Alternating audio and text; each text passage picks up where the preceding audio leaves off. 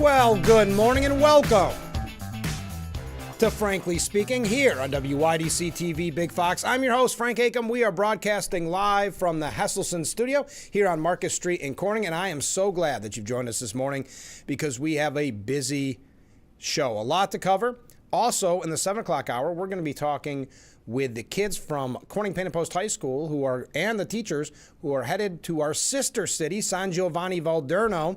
We're going to talk about their upcoming trip. We always look forward to hearing about the Sister Cities Committee, so they'll be joining us in the 7 o'clock hour. And since we're doing a little housekeeping, tomorrow on the program, we're going to hear about the Rockwell Museum's 50th anniversary celebration, which is already going on, but lasts all year long. So we will be talking with the Rockwell Museum, and we look forward to that on tomorrow's broadcast. Then on Friday, we're going to hear about Drumline live at the Clemens Center. So how about that for a lineup? Next week, we're already pretty much booked as well. All right, let's get right to it. Viewer comments coming in early this morning. Mark writes, good morning. Well, good morning, Mark. I wonder how many votes Hochul will get now, no gas lawn equipment, and don't go 1 mile per hour over the speed limit. You will be fined, and you'll get points against your license. And the points went up for speeding also. I hope the Democrats got what they wished for. Go Bills! Unfortunately, I think it is what the Democrats want, according to new polls coming out of New York. Now, I know, you always take a poll with a grain of salt. Don't get me wrong. It's a Siena poll. We bring these to you quite frequently. But if you believe the numbers, Hochul's favorability has actually went up, 49 to 40% favorability rating. That's the first time she has hit 49% support for what she is doing. Now get this. If you look at the gubernatorial race, she holds a 26-point lead over Bruce Blakeman. The race, if it were to be held today, according to Siena polls, 54% of the vote would go to Governor Hochul, 28% would go to Blakeman. Wow. And Hochul holds a 53-point lead over her challenger from the left, her own lieutenant governor, Antonio Delgado. He picked his running mate. Hochul has said that she has picked her running mate, and only one person, she's kind of rewriting what we've heard over and over again. Only one person was asked, and they said yes. Now, we heard she asked a few people a couple of times. We'll talk more about New York State issues in a little bit, but we thank you for kicking off the program, Mark. Appreciate that. Okay. Couple of pop culture things. I know there are more updates from yesterday's broadcast, but I think they're worth mentioning. Bad Bunny, and I know a lot of people have been upset that Bad Bunny was picked as the halftime show for the Super Bowl. We had mentioned this a long time ago. It's getting some traction. Over 100,000 disgruntled fans of the NFL have signed a petition to, I guess you would say, what's the word I'm looking for? Boot Bad Bunny off the halftime show. The viral petition demands that the NFL ditch Bad Bunny in favor of country legend George Strait. As of yesterday morning, the petition had been signed by more than 122,000 people. Again, as of yesterday morning, I did not have a chance to check the numbers yet this morning. Now, it always does surprise me that they don't go with more country stars because of the popularity of country music today. And if you look at someone, it's just so interesting to see the politicalization of everything, right? We talked about Jelly Roll at the Grammys, speaking about his faith in Jesus Christ. Someone like Jelly Roll probably won't get invited to the halftime. Bad Bunny will. The petition, which was started back in October of last year, argues that Strait, the Texas-born country music icon with more than 60 number one hits and a decades of chart-topping success, better represents, and I quote, American music's rich heritage, and would be more appealing to a broad, cross-generational audience. The petition reads, the Super Bowl halftime show should unite our country, honor American culture, and remain family-friendly, not to be turned into a political stunt. Bad Bunny represents none of these values. Again, this is coming from the petition. His drag performances and style are the opposite of what families expect on football's biggest stage. Now, on Sunday, Bad Bunny took the Grammy stage to accept an award and used the platform to deliver a blunt "ice out" message. So we'll see how, and again, for whatever it's worth, do I think petitions work? As a rule, no. But 122,000 signatures as of yesterday morning to replace Bad Bunny with country legend George Strait. And I'm not saying that Bad Bunny's halftime performance has anything to do with this. It's just something you may find interesting. Super Bowl tickets have plummeted by 30% just days before kickoff. Since the Super Bowl teams were set after Championship Sunday, ticket resale prices have dropped by just under $2,000. Wow. Ticket resale sites may have slightly overestimated the power of having two different teams in the Super Bowl for the first time in 3 years. After the Seahawks won the NFC Championship against the Rams, to set the two teams, get-in ticket prices were roughly $6,500. Entry-level tickets are now just $4,600, which is a 30% drop-off. Wow.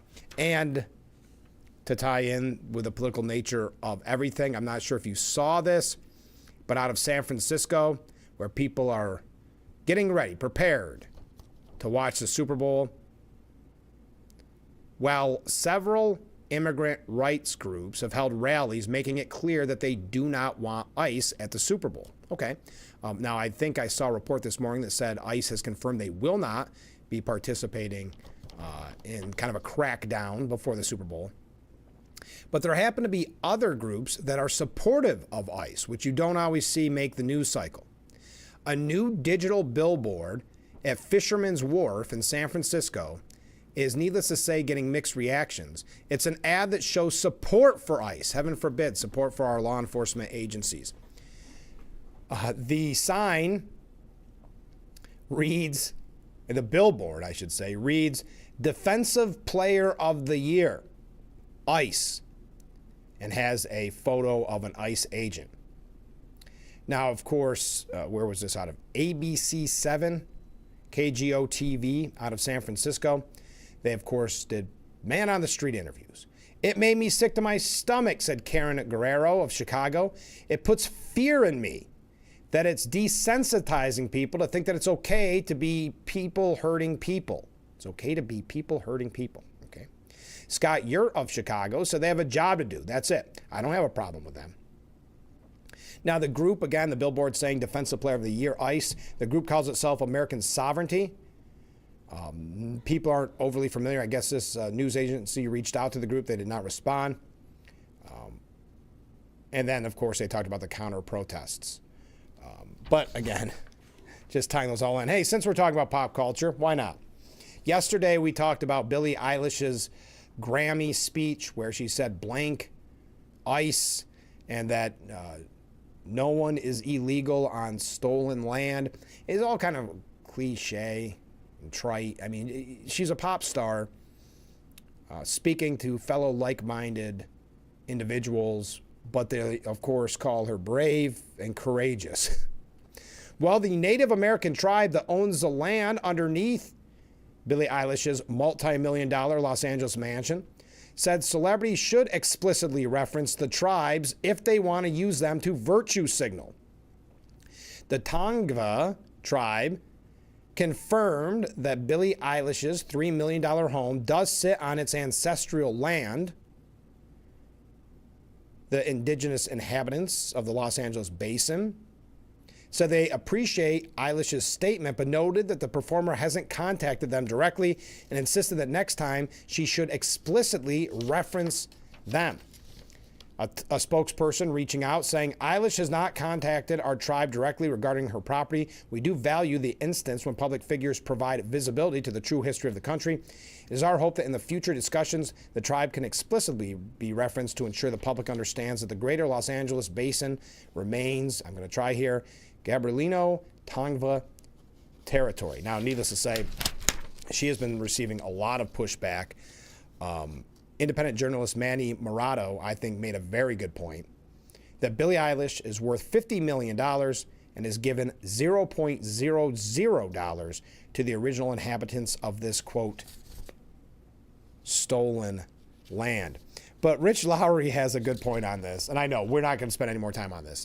Spent probably, I would argue, already too much time. But Rich Lowry says Billie Eilish can be forgiven for being thoughtless. As a pop star, it's practically part of her job description. And he goes through and kind of talks about the history of people in the stolen land argument. And it's quite a lengthy piece. We're not going to get into all of that. But it boils down to, of course, Eilish shouldn't be taken too seriously. It presumably matters to her that she lives on her plot of Los Angeles land, not that of her neighbor, that she lives in California, not, say, Nevada, and that she lives in the United States rather than Mexico. None of these distinctions would be possible without the kind of borders that she and her compatriots profess to be so troubled by.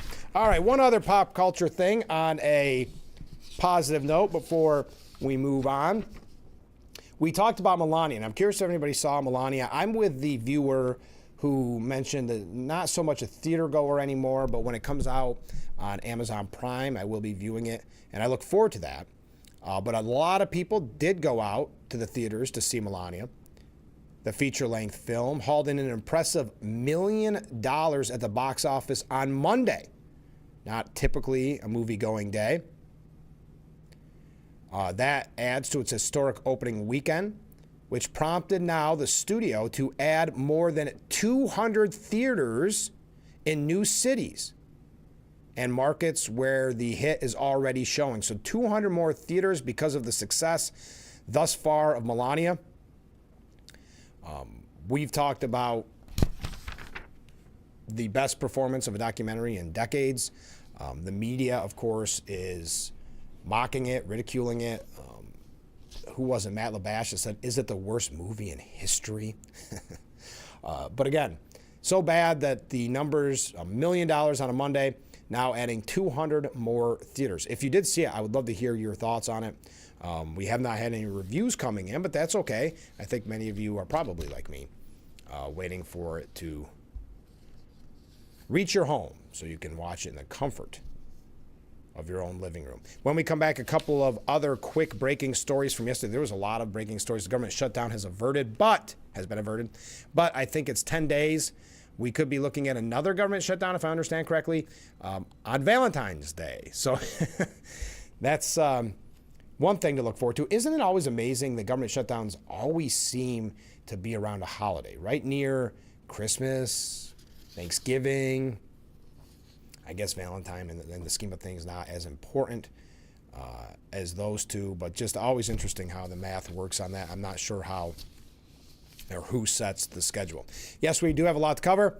I know we spent a little time on some kind of wacky stories, but we've got some breaking news coming up later on. So stay with us. And don't forget, 7 o'clock hour, San Giovanni Valderno. We've got 2 teachers, 2 students that will be heading to our sister city in Italy, San Giovanni Valderno. They're coming in live. So we'll see how that goes. I look forward to it in the 7 o'clock hour. So stay with us. We'll be right back with Frankly Speaking after this.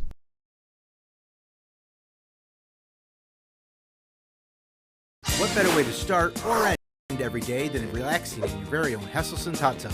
Massage therapy, relaxation, stress reliever, pain management, soothing muscles, or just spending time with a loved one. Hot water therapy really does make every day better. Hesselson's has been a part of this great community for over 70 years, still being locally owned and operated. So make the drive to Hesselson's and start making your path to a better life today. And after 70 years, it's still fun to poke in the corners at Hesselson's. An albino buffalo was born. Nearly 500 kilos of cocaine has been seized in a bust. Day 1 of the National Glider Competition. Month after year, even decades, you've paid into the insurance system. You've done your part. But when you're seriously injured in a car accident or another tragedy, that system turns its back. Insurance companies care more about pumping up profits and stock prices than paying for your medical bills, your lost wages, or your recovery. At WYDC Injury Law, we fight to make them pay what's fair. If you've been hurt in New York or Pennsylvania, Call 607-500-HURT. Don't let the insurance companies win. I was diagnosed at 65. 37. Earlier than most. Every 9 minutes, someone is diagnosed with Parkinson's disease. And every one of them can turn to the American Parkinson Disease Association. Visit apdaparkinson.org to learn more and show your support today. Happy Wednesday, everyone. And thanks for checking in. Well, we still can't quite shake this chilly weather. 26 is our expected high today. That's almost 10 degrees below the average. Some breaks of sunshine out there as well. Once you head to the north, there could be a little light snow activity. But looking at the extended forecast, we're still cool on Thursday, waking up to the single digits. Some snow showers, maybe some accumulations on Friday, turning brisk and windy on Saturday, dropping down.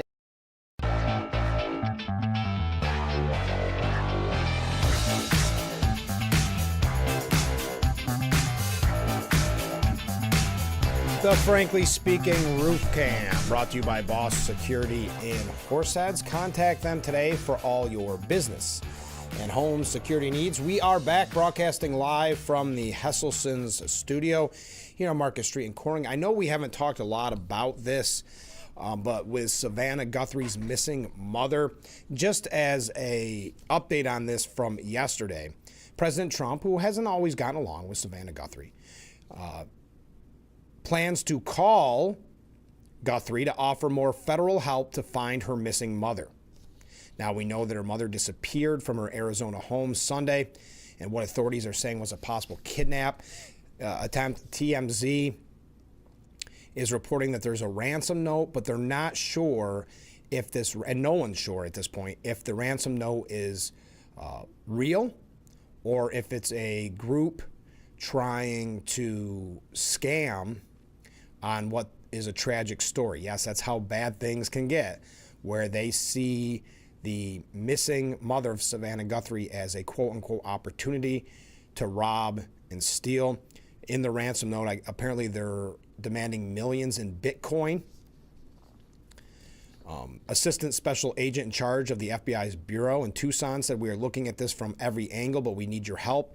If you live in the area and you saw something, please report it. Every lead and tip is important. We are aggressively pursuing every single one." So again, TMZ reporting that the attackers presented a ransom note demanding that cryptocurrency be sent to a Bitcoin account, which was verified as a real account, to secure Nancy Guthrie's release. But again, they're not sure if this is just thieves taking advantage of a news story.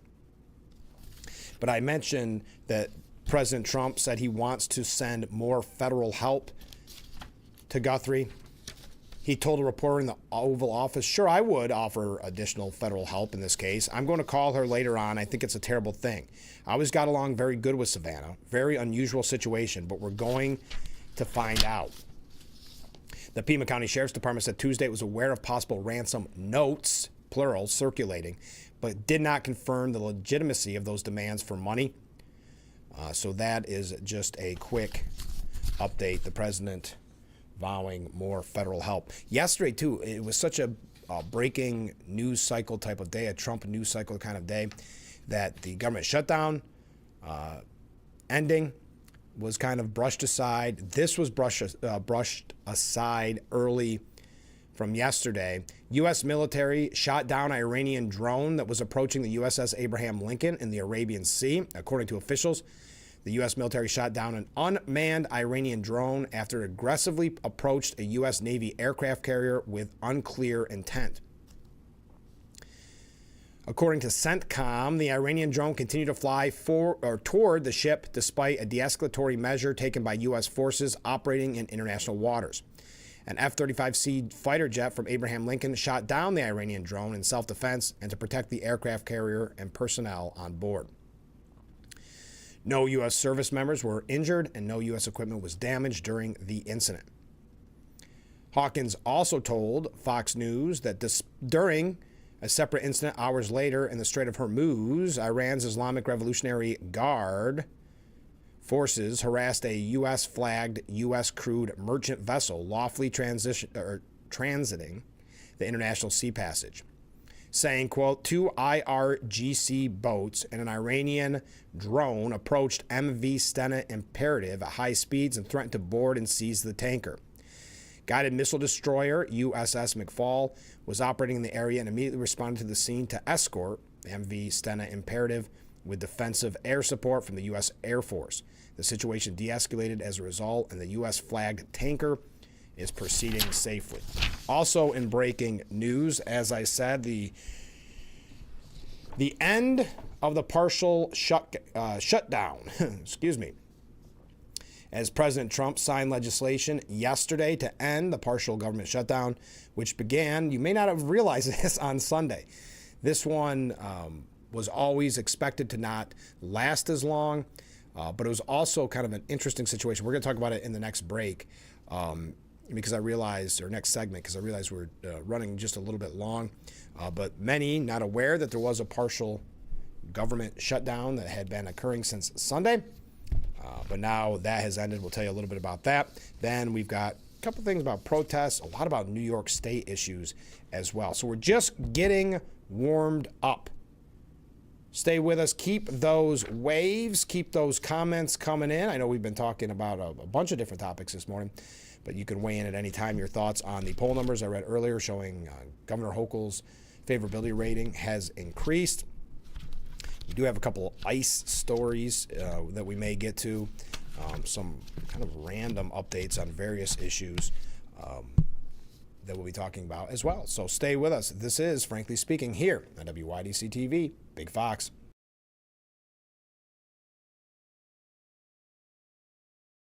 Suburban Propane is here for your residential and industrial propane needs. Serving the surrounding area for over 95 years, we take pride in our reliable delivery service with 24/7, 365 emergency service answered by company representatives. Call today to start your Suburban Propane service. More cars, lower prices. Simmons Rockwell. Make car buying simple when you drive your deal at a Simmons Rockwell location near you, where you'll always find more cars at lower prices. It's tax time, and Current Power Sports is here to help your refund go further. For the month of February, we're covering the sales tax on any new CF Moto machine purchase, plus select accessories. That means big savings on machines built to work hard, ride far, and handle anything you can throw at them. Why pay more than you have to? Let us cover the tax. Stop by Current Power Sports in Wellsboro, Pennsylvania, or Pine City, New York, and save big on your next CF Moto. Limitations apply. See store for details. Dear Coach. Dear Coach. Dear Coach, they don't teach you that inner strength is the most important kind of strong. But you taught me that. They don't teach you how to build confidence in yourself or how to deal with all the pressures all at once. But you taught me that. First tee was more than golf. It's where I discovered what I'm capable of. You didn't just prepare me for 18 holes. You were preparing me for every day of my life. Learn more at firsttee.org.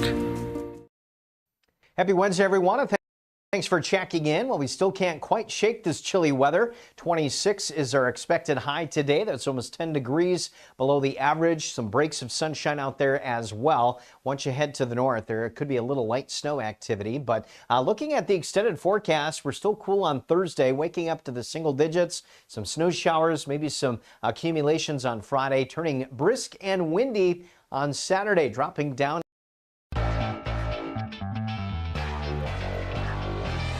The Frankly Speaking Roof Cam,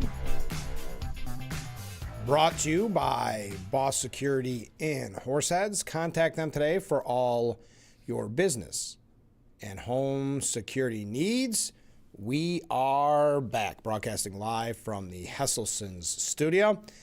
Comment from a viewer. I would like to know what kind of questions were asked about on that poll. That's the Siena poll that came out yesterday, showing Hochul's favorability ratings were up. I don't buy that she holds any lead. No name calling. I know sometimes there's name calling. But, yeah, are you saying any lead over Blakeman, any lead over her lieutenant governor? Because there is that primary. I don't think people, number one, know who Blakeman is. Number two, if you look at his fundraising, he's not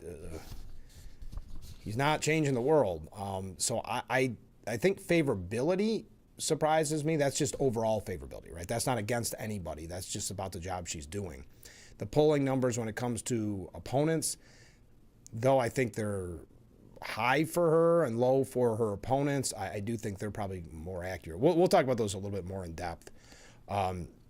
We've got some other comments coming in we'll get to in the next segment. President Trump did sign the legislation on Tuesday that ends a partial government shutdown. He signed the Consolidation Appropriations Act in the Oval Office. He was flanked by Mike Johnson, John Barrazo. The legislation funds 5 appropriations bills to end the shutdown and includes a continuing resolution to fund the Department of Homeland Security until Friday, February 13th at midnight. Yes, 10 days away, essentially, less than 10 days away. I'm thrilled to sign the Consolidation Appropriations Act to immediately reopen the federal government and fund the vast majority of operations through the rest of the fiscal year. This bill is a great victory for the American people. Instead of a bloated and wasteful omnibus monstrosity full of special interest handouts, we've succeeded in passing a fiscally responsible package that actually cuts wasteful spending, federal spending, while supporting critical programs for the safety, security, and prosperity of the American people. He underscored many features of the bill, including ending taxpayer subsidies for woke programming on PBS and NPR, great news, cutting nearly $10 billion in wasteful foreign aid spending, which continues USAID's closure, and establishing an American First Opportunity Fund for responsibly providing foreign assistance to nations where it actually serves American interests. This bill also cuts funding to abusive and weaponized IRS programs. It builds on the Republican rescission package passed last summer, which saved Americans billions and billions of dollars. It fully funds our military, includes a well-deserved pay raise for all American service members, and makes historic investments in the American shipbuilding industry, which is great. We're really starting to do something incredible with shipbuilding, said the president. Now, there were 21 House Republicans who held out against Trump and Speaker Johnson on the $1.2 trillion spending bill. That viewer says any lead at all. Yes, that Hochul has any lead, that she's over 50%. Yes. Again, we'll talk about it here in just a little bit. But I know it's shocking, but if you look, too, I don't know where exactly they do their polling. If you look at New York City, and if they avoid maybe upstate in disproportionate numbers in the city, you got to remember they elected a socialist mayor. So definitely far left there. So again, I'll read those numbers to you specifically in just a little bit. All right, so there were 21 House Republicans who held out against Trump and Speaker Johnson on this spending bill. Among a range of reasons, lawmakers argue the bill needed to include provisions shoring up election integrity, come with full-year funding for the Department of Homeland Security, I can understand, and eliminate Democrat-requested earmarks. Here are the lawmakers that voted against the measure. Representative Andy Biggs from Arizona, Lauren Boebert from Colorado, Josh Brecken from Oklahoma, Tim Burkett from Tennessee, Eric Burleson from Missouri, Kat Kamrick from Florida, Eli Crane from Arizona, Byron Donalds from Florida, Randy Fine from Florida, Brandon Gill from Texas, Anna Paulina Luna from Florida, Thomas Massey from Kentucky, Corey Mills from Florida, Andy Ogles from Tennessee, Scott Perry from Pennsylvania, Chip Roy from Texas, David Sweikert from Arizona, Keith Self from Texas, Victoria Spartz from Indiana, Greg Stube from Florida, and William Timmons from South Carolina. Again, different reasons for each. Representative Eric Burleson from Missouri said the fact that Chuck Schumer is able to somehow get Republicans to pass a version that includes all their stuff, but only a 2-week funding measure for Homeland Security, I think it's a fool's bet. As I said, the president has signed it. The final vote was a bipartisan 217 to 214. We had a lot of roadblocks along the way, but that is where we're at this morning. Also, the Trump administration, how am I doing? The Trump administration stops giving small business loans to foreign nationals. This was announced yesterday, stopping the issuance of small business loans to foreign nationals, requiring that a business be 100% owned by a U.S. citizen or U.S. national to receive such a loan from the Small Business Administration. They published a memo requiring that beginning next month, applicants for the agency's primary small business loan be American citizens or American nationals. Effective on March 1st, 2026, SBA hereby revises Standard Operating Procedure 5010-8, Lender and Development Company Loan Programs, guidance related to businesses owned by non-U.S. citizens. I'm not going to read all the bureaucratic language. I think we've already made clear that it will not be giving small business loans to foreign nationals. Closing the small business loan loophole comes after the SBA suspended almost 7,000 pandemic-era loans for borrowers in Minnesota due to suspected fraud activity. In total, those borrowers were approved for 7,900 PPP and EIDL loans worth approximately, get this, $400 million. These individuals will be banned from all SBA loan programs, including disaster loans, going forward. We will also refer every case, where appropriate, to federal law enforcement for prosecution and repayment. After years, the American people will finally begin to see the criminals who stole from law-abiding taxpayers held accountable, and this is just the first state. All right, so no longer, the Small Business Administration no longer giving small business loans to foreign nationals. We are going to talk a little bit about ICE in just a little bit. But I wanted to mention this because we've been talking about the protesters and some of the groups behind funding the protesters. I found this interesting. A number of highly organized and heavily funded groups are pushing anti-ICE protesters into confrontations with federal agents so the groups can use the incidents, for propaganda purposes and to secure greater power and even more funding. Getting tongue-tied this morning. This is not new. So what these highly organized groups, the ones that are funded, are saying, basically using their, sadly, kind of to use a political term, useful idiots, the people that aren't getting paid, that are out there protesting, using them as pawns in this game, not caring if they get hurt, heaven forbid something bad happens to them, because they can then use as propaganda. But remember, this is not new. We had months ago, it could even be near a year ago, where Democrats, and I want to say it was an outlet like the New York Times or Axios or someone like that, did an expose where constituents were calling their Democrat representatives and saying, go to these detention centers and barge in. We want a confrontation. And one of the quotes was, we want blood, because then the media will shine a spotlight on it. It'll get all of this coverage. Now, I'm assuming this is nothing new coming from these protest groups, but it's just finally being reported, or more research is done on this by the City Journal. One organization calls itself Defend the 612. Now, if you're not familiar, which I was not, that's Minneapolis' zip code. Quote, the cycle reveals the core strategy of Defend the 612's leadership, using casualties as a catalyst for further escalations.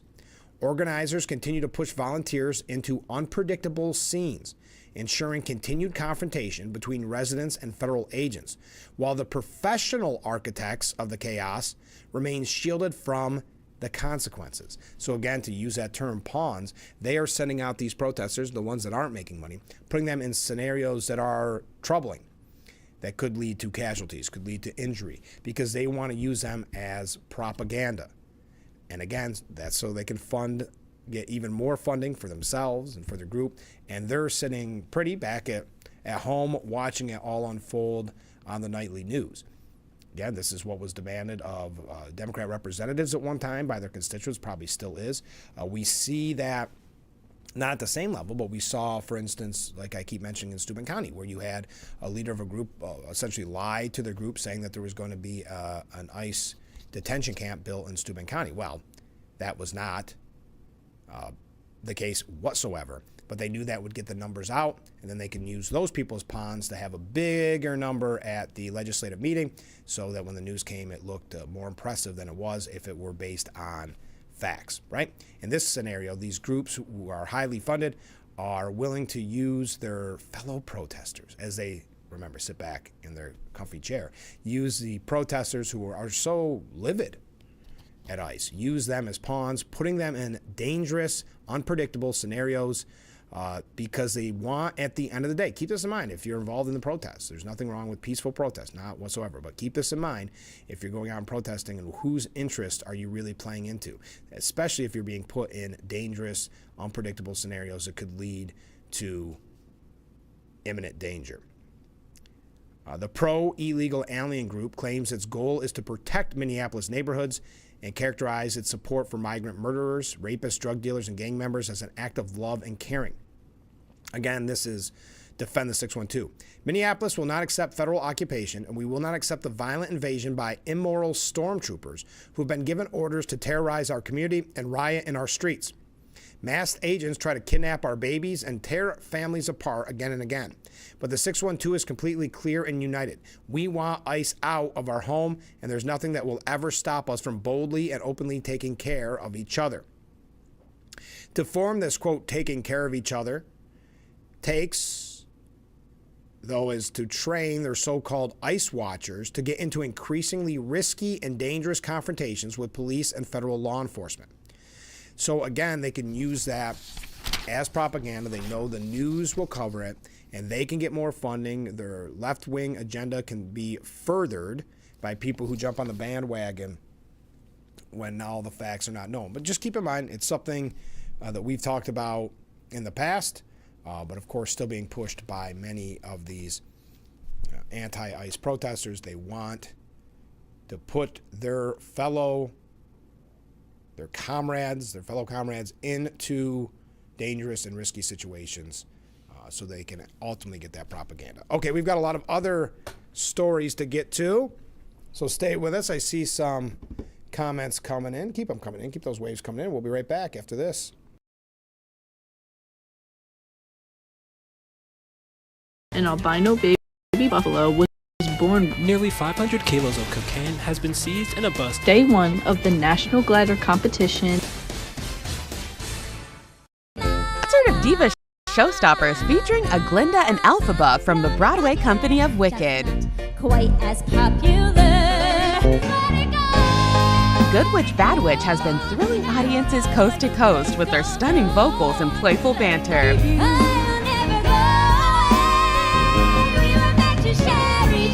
Good Witch Bad Witch this Thursday at the Clemens Center in downtown Elmira. Tickets at clemenscenter.org. When I have an asthma attack, I feel scared. Sometimes my parents have to take me to the hospital. I feel like a fish with no water. You know how to react to their asthma attacks. Here's how to prevent them. Because even one attack is one too many. Don't have time to go to the gym? The health club is not an option? Come to Hesselson today and see why swim spas and fitness systems can fit into anyone's yard and budget. 12-foot, 14-foot, 15-foot, 18-foot dual temperature hot tub and swim spas are all on display in Hesselsen's indoor and outdoor showroom. Try before you buy. 0% interest-free financing options are available on every Hesselson swim spa. Swim and exercise year-round and start making every day better. After 70 years, it's still fun to poke in the corners at Hesselsen's. Happy Wednesday, everyone.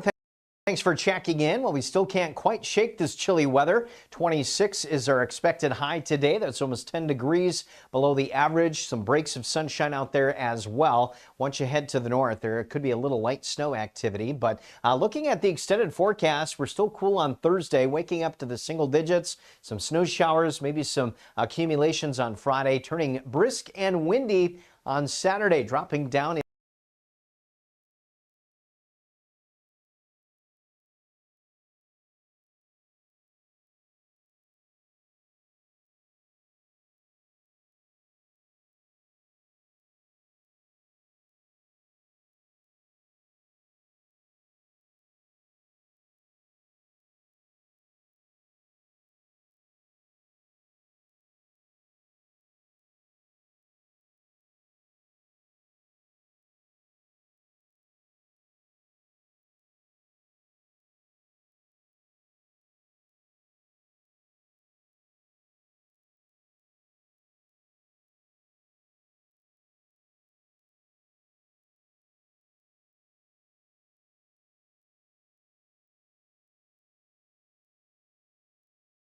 The Frankly Speaking Roof Cam, brought to you by Boss Security in Horseheads. Contact them today for all your business and home security needs. We are back broadcasting live from the Hesselson studio here on Market Street in Corning. Some comments from viewers. Something different. Where did I hear that? I think it was 15 states are considering the elimination of state taxes. Was it on your show? Anyway, we know for sure that New York State is not one of them. We might have brought up, I don't remember the exact number. I know there's states that are looking to capitalize on areas like ours in New York City and California who are continuing to, quote, tax the wealthy so that they can tax the rich, so that they can headhunt, if you will, our rich residents who are leaving in droves. So I don't know the exact number, but I know New York is not one of them. I would agree. Mark writes in, a possible good thing. Amazon is looking to build a distribution center in Big Flats. It's in the works and looking favorable. That'd be great. Any business to our area at this point would be great. All right, I wanted to mention this as kind of a continuation of stories we seem to have for you, unfortunately, all too often. And it ties in with the bigger picture of what we've talked about, kind of the indoctrination of young kids who are leaving elementary school, middle school, high school, college. They're leaving indoctrinated with the propaganda. That's why it's disturbing, but why there's so many violent protests in the street, anti-Semitic protests, you name it, anti-ICE protests. Well, listen to this. A San Diego elementary school teacher posted a social media video showing her flipping an American flag upside down and posting an abolish ICE sign on her classroom wall. Elementary school. Bally Hill Ringer, a first grade teacher at Audubon Elementary School, is now being probed by the San Diego Unified School District after the unhinged video blew up on social media and sparked outrage. Unfortunately, this is not the first time we've had stories like this for you. Last week, the trend seemed to be nurses who said that they would not help patients that support Trump or MAGA. In this case, you have a first grade teacher, elementary school teacher, first grade teacher, Bally Hill Ringer. Now, you know my theory on a lot of this. It's more about the getting the likes, getting the pat on the back from kind of her echo chamber.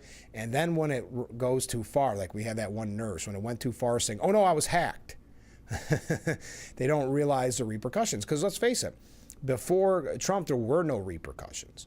Whether it was protests in the street that turned violent, on campuses that turned violent, whether people were going on social media pushing this woke agenda, it really, in many cases, boosted their career. In this scenario, it is being called out for what it is. The 22-second clip shared Sunday shows a 27-year-old educator removing an American flag from her classroom wall and rehanging it upside down as the hanging tree from the Hunger Games plays in the background. I'm not necessarily familiar with that song, but okay. Ringer is then seen brazenly stapling an abolish ICE sign beside the inverted flag, which an inverted flag is a recognized signal of dire distress and extreme danger. The deranged video, which, surprise, surprise, was deleted from the teacher's TikTok after it went viral, drew swift backlash online, with critics demanding that she be fired and saying her actions were unacceptable. Fire her. Did she forget she teaches at a public school, said one commentator. No place for protest symbols around first graders. This is gross behavior. Activism and politics need to stay out of the classroom. People calling it disgraceful. It's one of the many reasons why so many people have taken to homeschooling their kids because of, and she's very happy of this. Even in her video, talking about the shirt she's wearing is talking about her first grade class. A district spokesperson said the school and district are aware of the situation, noting that classes are proceeding as usual with no disruptions. It's being reviewed in accordance with district policies and procedures. Because this involves a personnel matter, we're unable to discuss specific details. Our priority is ensuring students remain safe, supported, and engaged in learning. The district warns in its social media policy that employees may face consequences for online behavior or speech that could disrupt school operations, according to its website. Now, needless to say, the teacher, Ms. Ringer, is not responding to a request for comment.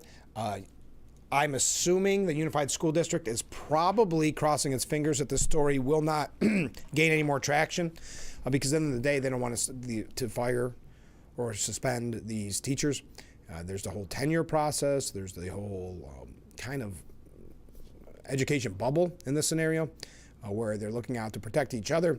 So I'm sure at the end of the day, they do not want to fire her. But again, a first grade teacher at that elementary school thought it was, again, she thought it was going to get her a ton of likes from her fellow liberal friends, that they're going to say that she cares the most, she's the most offended. And that's what at the end of the day they wanted. She didn't realize what happens when it kind of turns and goes sour and people say, wait a minute, we don't want you indoctrinating our first grade children. We don't want you pushing that agenda on first graders. And if you're going to do it here on TikTok when you think somehow you're private in a weird way, what are you doing behind closed doors, right? I've got one other thing to tie in with that, and then, well, two other things, kind of. And then we'll talk about New York State issues. But we do have to take a short break. Stay with us. We'll be right back with Frankly Speaking here on WYDC TV, Big Fox. To the me I used to be, before talking to 988. I felt alone. I thought seeing hard things was just part of the job. I thought that having a bad day at work meant I was failing. But then I connected with someone at 988. A real person texted back. Someone listened without judgment. Now I know. Now I know it's okay to let someone help me too. And I'm stronger than I thought. We hear you. Call, text, or chat 988.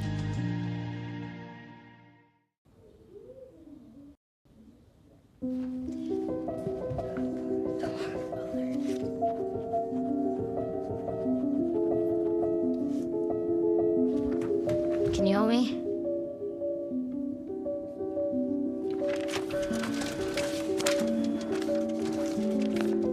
Mom, Dad, we're going out. Thank you.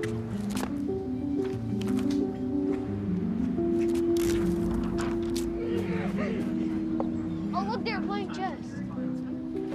What you got there? Will you help my mom? She's real sick, huh? Hey, crew, I'll give the first move to anyone who signs up to be an organ donor. How do you do it? Easy. Just go to organdonor.gov. You heard them, organdonor.gov. More donors means more hope. Sign up at organdonor.gov.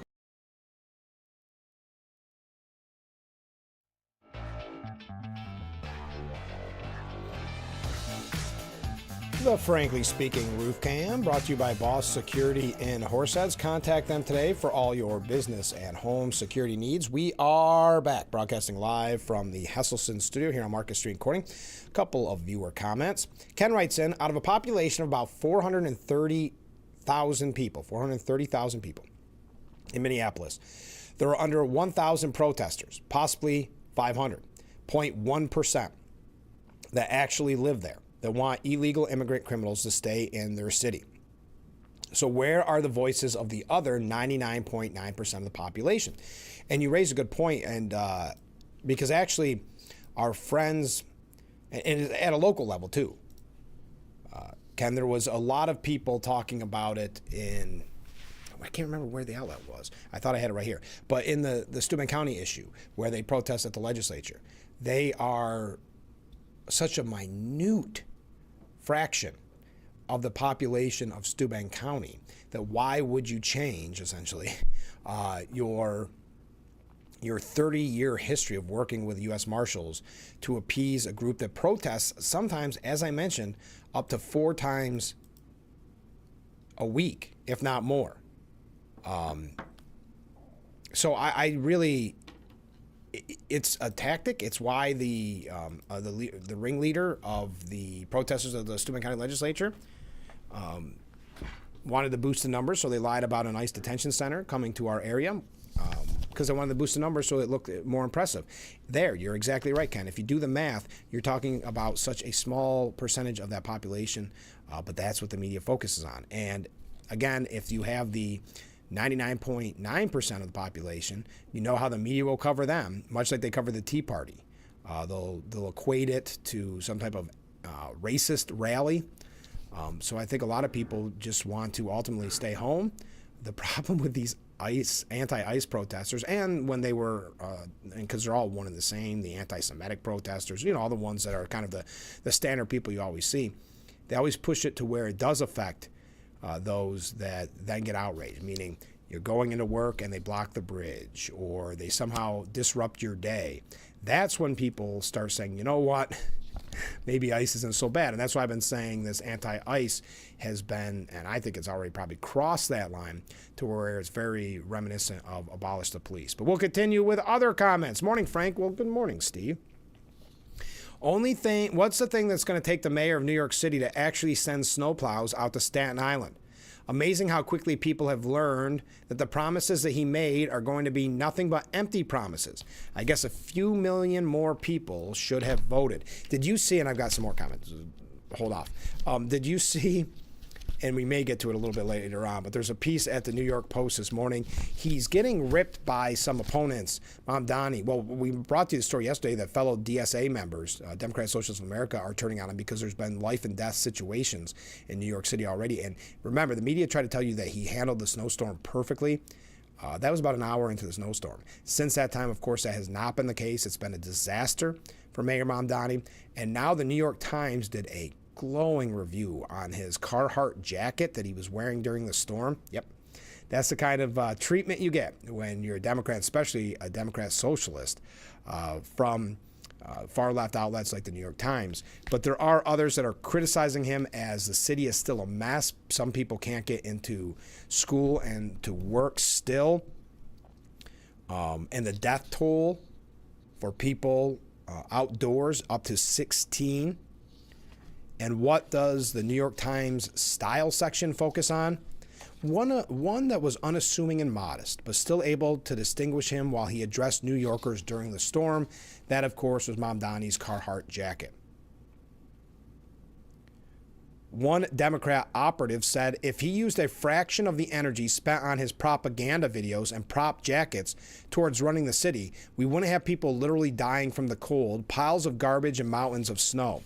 I hate to always go back to this, but you see how disastrous it's been already, disastrous for Mayor Mamdani, and you think of how Elise Stefanik could have capitalized on that to attack Hochul, because remember, Hochul endorsed her. And think of how much more, or endorsed him, not Stefanik, endorsed Mamdani. Hochul did, of course. So think of how that Stefanik could have used that against her and how much more damage Mamdani is going to reap on the people of New York before November. But that's, no use crying over spilled milk. One last comment before we take a break. Steve writes in, people decided to vote Democrat nationally, or people deciding to vote Democrat naturally. Steve writes in, people deciding to vote Democrat nationally. You might as well start welcoming back open borders, higher taxes, absolutely nothing for a working person, then complete chaos in society. Same talking points as always. You may want to ask why Blue is so hell-bent on protecting criminals and releasing them back into society. Guess something will happen to you or someone you love to actually see what is happening. And that's one of the issues that we talked about with bail reform in New York. It's unfortunate there's been so many victims that didn't need victims, but it taught a lot of people, unfortunately, the hard way of how bad and disastrous bail reform is. All right, hour number 1 nearly done. So let's take one more break, get those last second comments in. We will be right back. Some moments call for more than a drink. They call for a scotch. Rich, patient, crafted over time. Every bottle tells a story.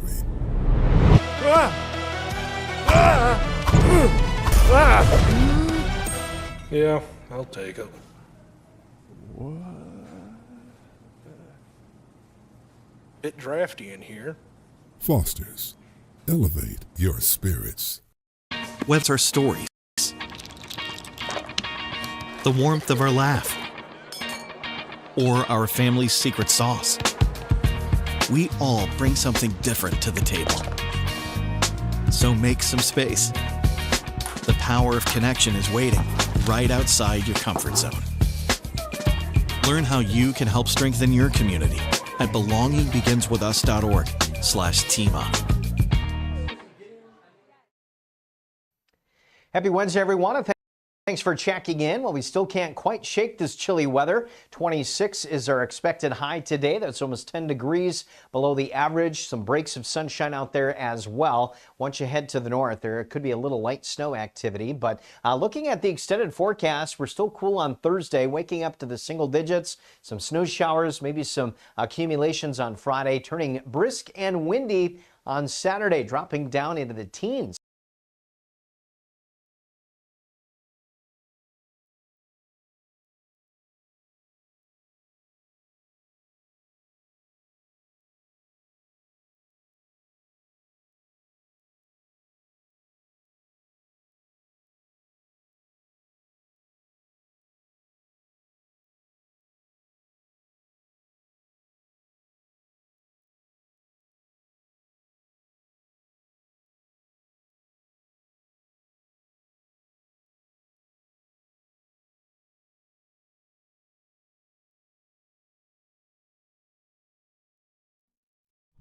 The Frankly Speaking Roof Cam, brought to you by Boss Security in Horseheads. Contact them today for all your business and home security needs. We are back, broadcasting live from the Hesselson studio, wrapping up hour number 1. Comment from viewers: the commies are coming. Let's get going with Revere becoming the 51st state now before it's too late.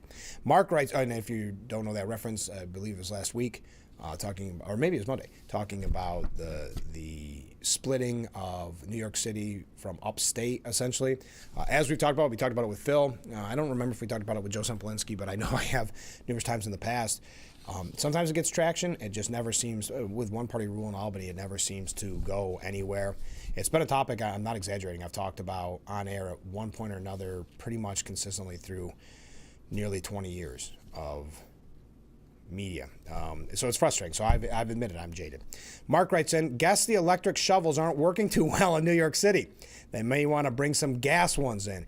Yeah, Mom Donnie, as predicted, is not handling this. I mean, here you have a guy who's never really had a job, being put in as mayor of the biggest city, and clearly was not prepared for it.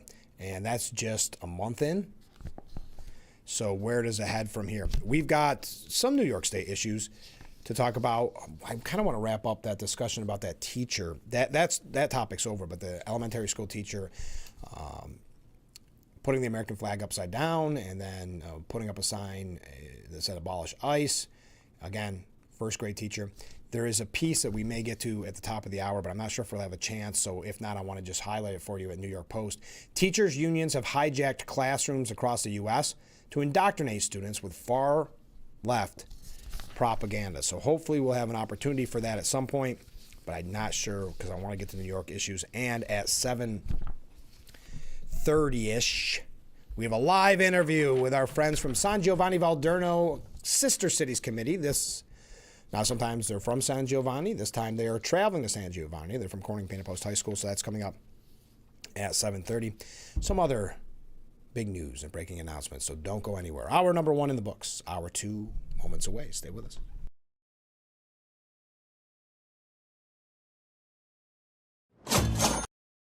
It's tax time, and Current Power Sports is here to help your refund go further. For the month of February, we're covering the sales tax on any new CF Moto machine purchase, plus select accessories. That means big savings on machines built to work hard, ride far, and handle anything you could throw at them. Why pay more than you have to? Let us cover the tax. Stop by Current Power Sports in Wellsboro, Pennsylvania or Pine City, New York, and save big on your next CF Moto. Limitations apply. See store for details. There are a lot of temptations facing young people today, like electronic cigarettes and skateboarding. Each vape pod can contain the same amount of nicotine as a pack of cigarettes. This can lead today's youth to a lifelong addiction and severe lung damage. Recall and consider the facts before making a poor decision. The health class film guy isn't the best person to talk to your kid about vaping. Got a few minutes? You are. Start the conversation with your child about vaping today. Happy Wednesday, everyone. And thanks for checking in. Well, we still can't quite shake this chilly weather. 26 is our expected high today. That's almost 10 degrees below the average. Some breaks of sunshine out there as well. Once you head to the north, there could be a little light snow activity. But looking at the extended forecast, we're still cool on Thursday, waking up to the single digits. Some snow showers, maybe some accumulations on Friday, turning brisk and windy on Saturday, dropping down into the teens.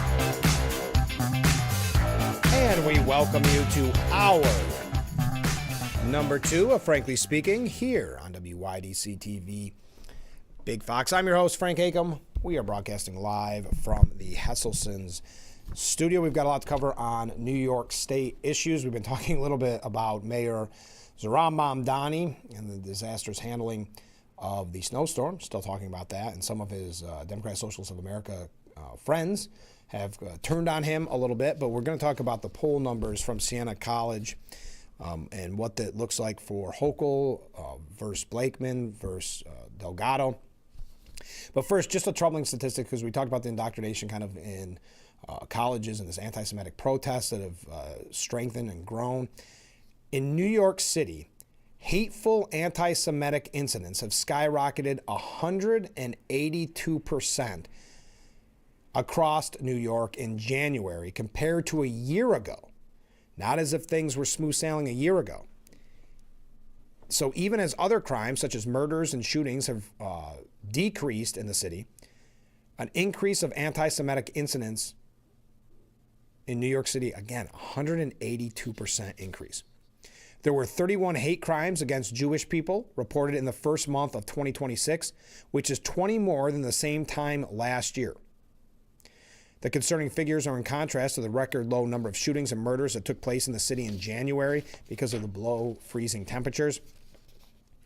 Michael Nussbaum, a Queens board member of the Jewish Community Relations Council of New York, said, "Unfortunately, it's never too cold to be anti-Semitic.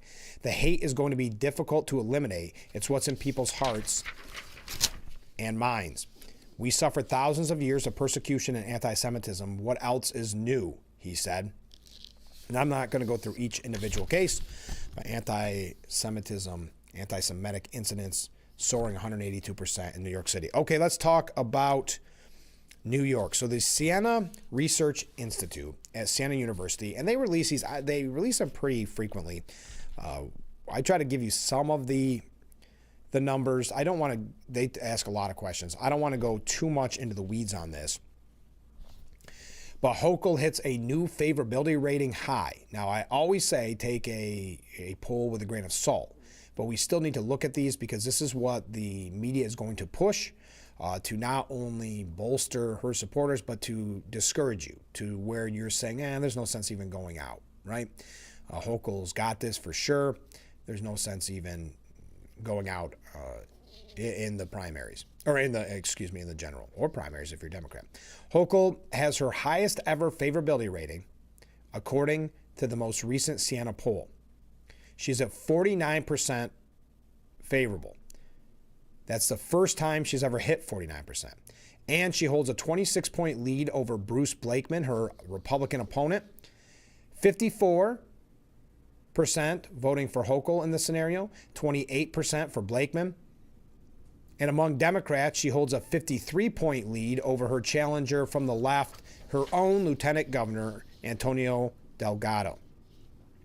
According to Siena pollster Stephen Greenberg, he said, as we start the second month of this much-watched midterm election year, Hochul has a commanding lead among registered voters over both Delgado among Democrats and Blakeman with all voters. While a 49% to 40% favorability rating is not generally seen as something to gloat about, for Hochul it is a net 7-point gain from December. But more noteworthy is the fact that this is the first time in 4.5 years as governor that Hochul has had 49% of voters view her favorably in a Siena poll.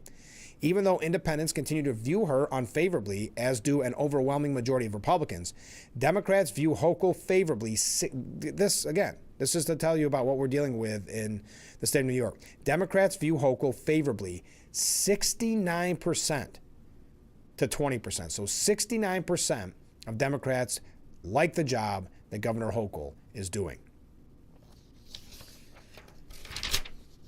The state party conventions will be held in the next few weeks, with Blakeman likely to solidify the GOP nomination after Stefanik ended her brief campaign in December. We've talked about Blakeman probably enough. Yes, there's frustration there that it is not Stefanik because of the excitement that so many had for Stefanik.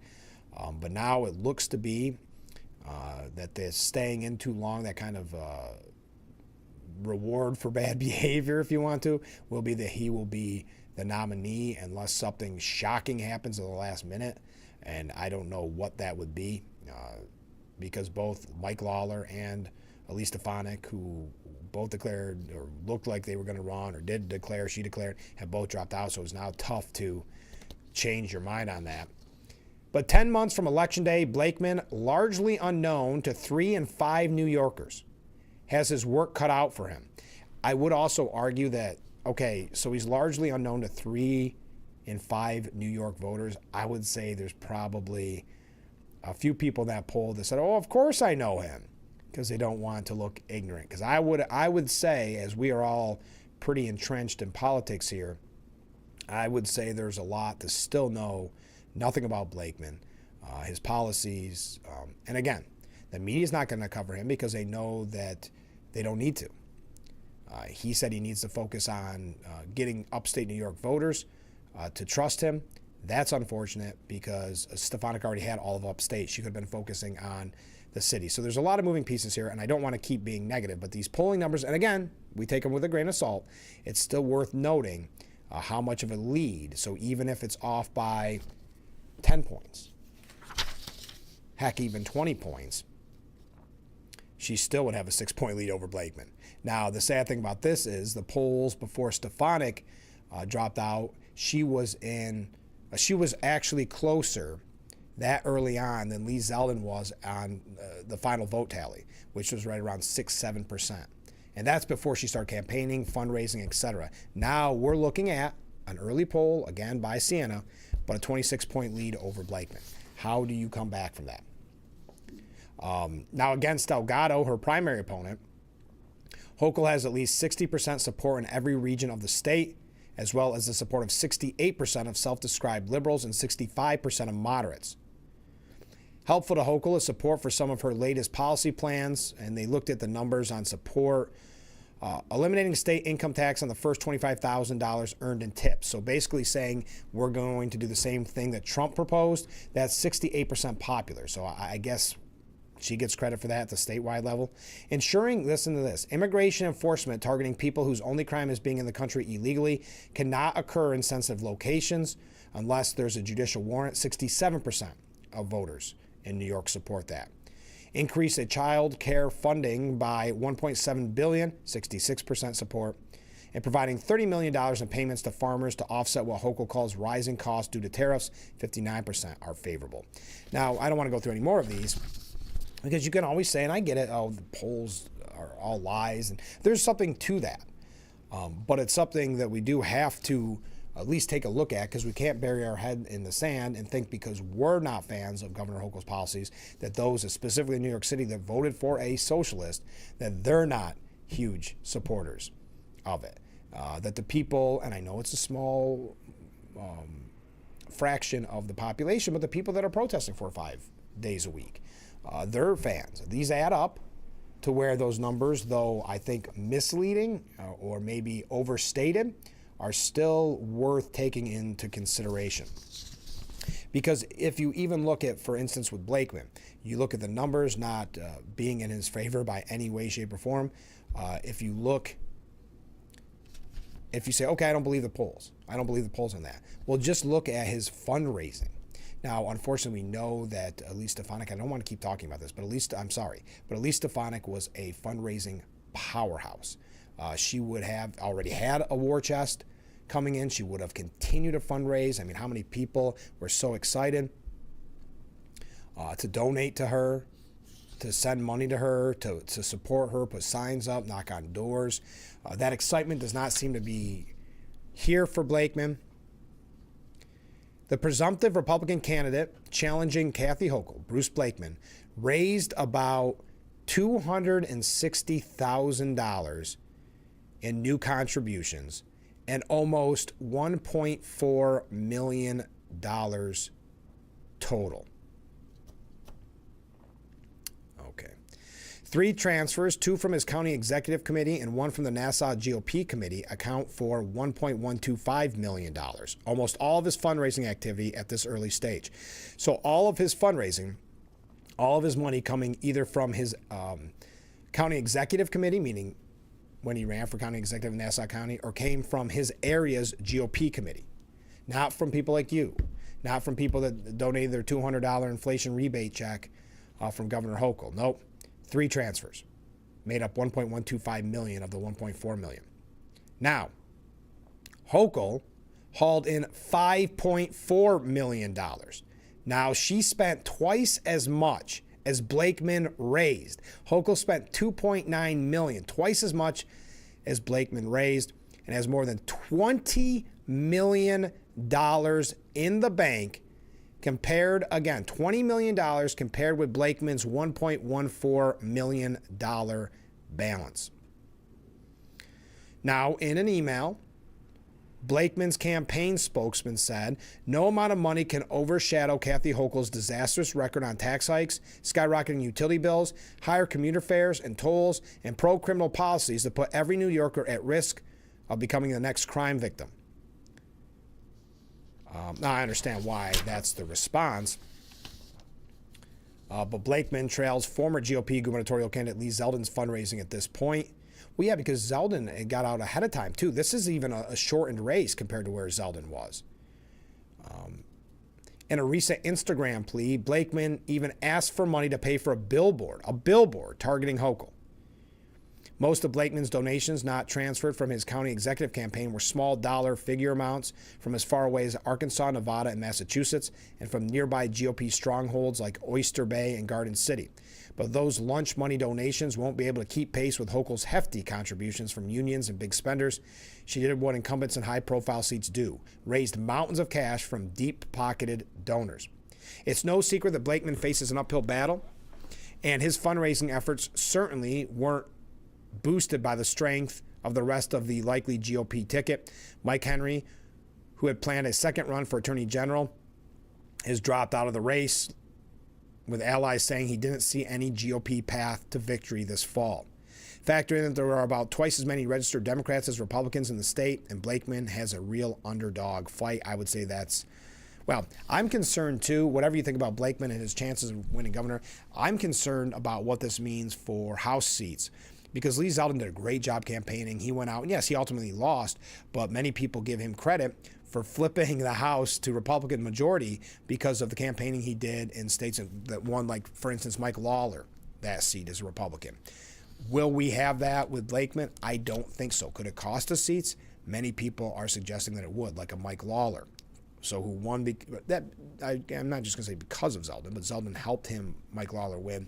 Now are we going to see a loss in his district because you don't have kind of the power behind our governor candidate? I know none of this is positive, but we just report what needs to be reported on here, folks. Stay with us. I see a lot of comments coming in, and we'll be right back with Frankly Speaking here on WYDC TV, Big Fox.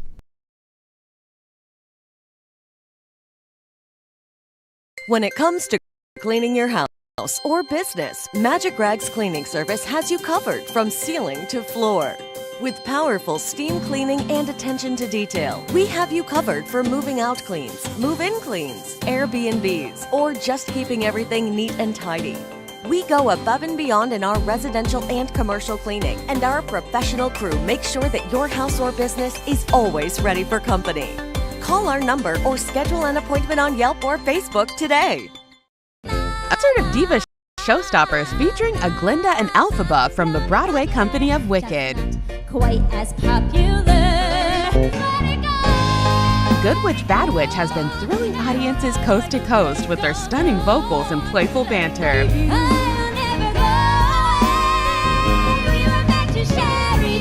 Good Witch Bad Witch this Thursday at the Clemens Center in downtown Elmira. Tickets at clemenscenter.org.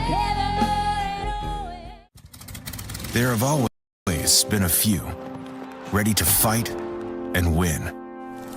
Since 1775, these few have been Marines, and they come from across this land to defend the future of our nation.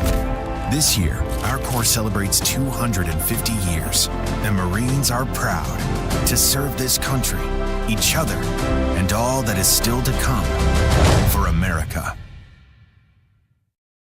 Happy Wednesday, everyone, and thanks for checking in. Well, we still can't quite shake this chilly weather. 26 is our expected high today. That's almost 10 degrees below the average. Some breaks of sunshine out there as well. Once you head to the north, there could be a little light snow activity. But looking at the extended forecast, we're still cool on Thursday, waking up to the single digits. Some snow showers, maybe some accumulations on Friday, turning brisk and windy on Saturday, dropping down into the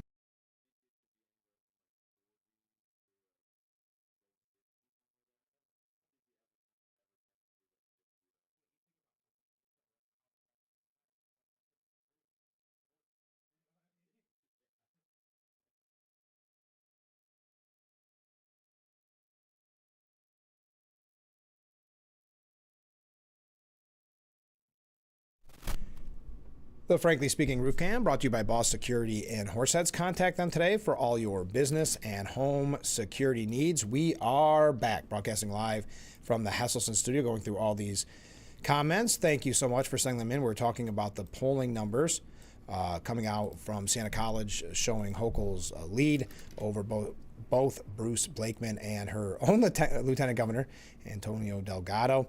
All right, let's go through some of these comments. I don't know if I'll be able to get to all of them, and I apologize for that. All right. This viewer says, again, I'm not buying the results of the poll. We'll see who wins. Republicans, get out and vote and let your voice be heard. Thank you very much. Comment from a different viewer. I'm kind of angry, for lack of a better term, with Elise Stefanik.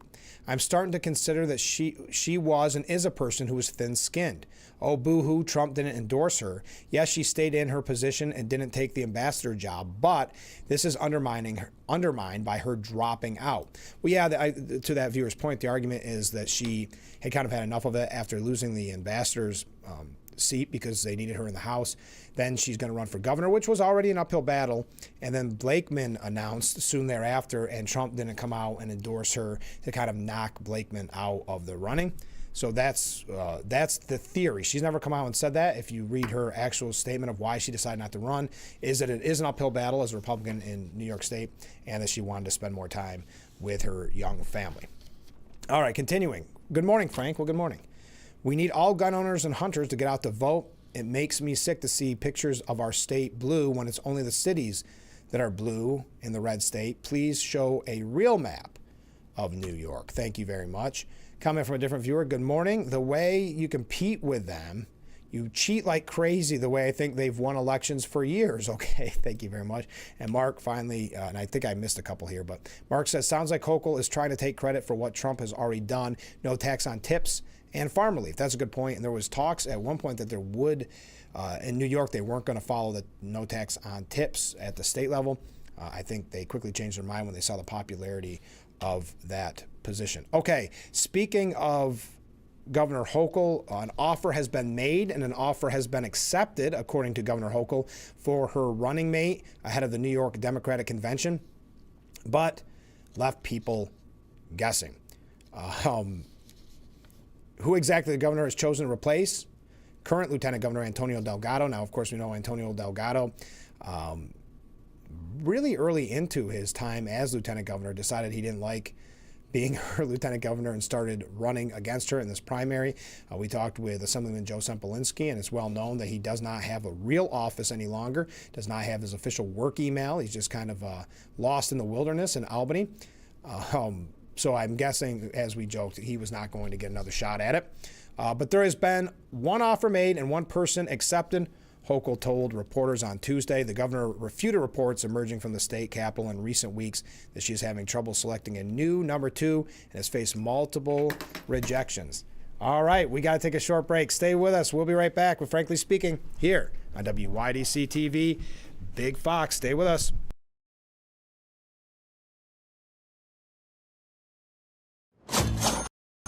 It's tax time, and Current Power Sports is here to help your refund go further. For the month of February, we're covering the sales tax on any new CF Moto machine purchase, plus select accessories. That means big savings on machines built to work hard, ride far, and handle anything you can throw at them. Why pay more than you have to? Let us cover the tax. Stop by Current Power Sports in Wellsboro, Pennsylvania, or Pine City, New York, and save big on your next CF Moto. Limitations apply. See store for details.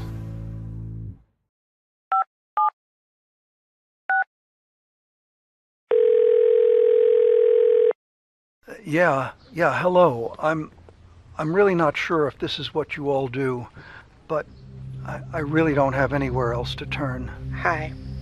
I don't even know why I'm calling right now. I'm sorry. My thoughts are going a mile a minute. My kids are out of state. My buddies from the Army are all gone now.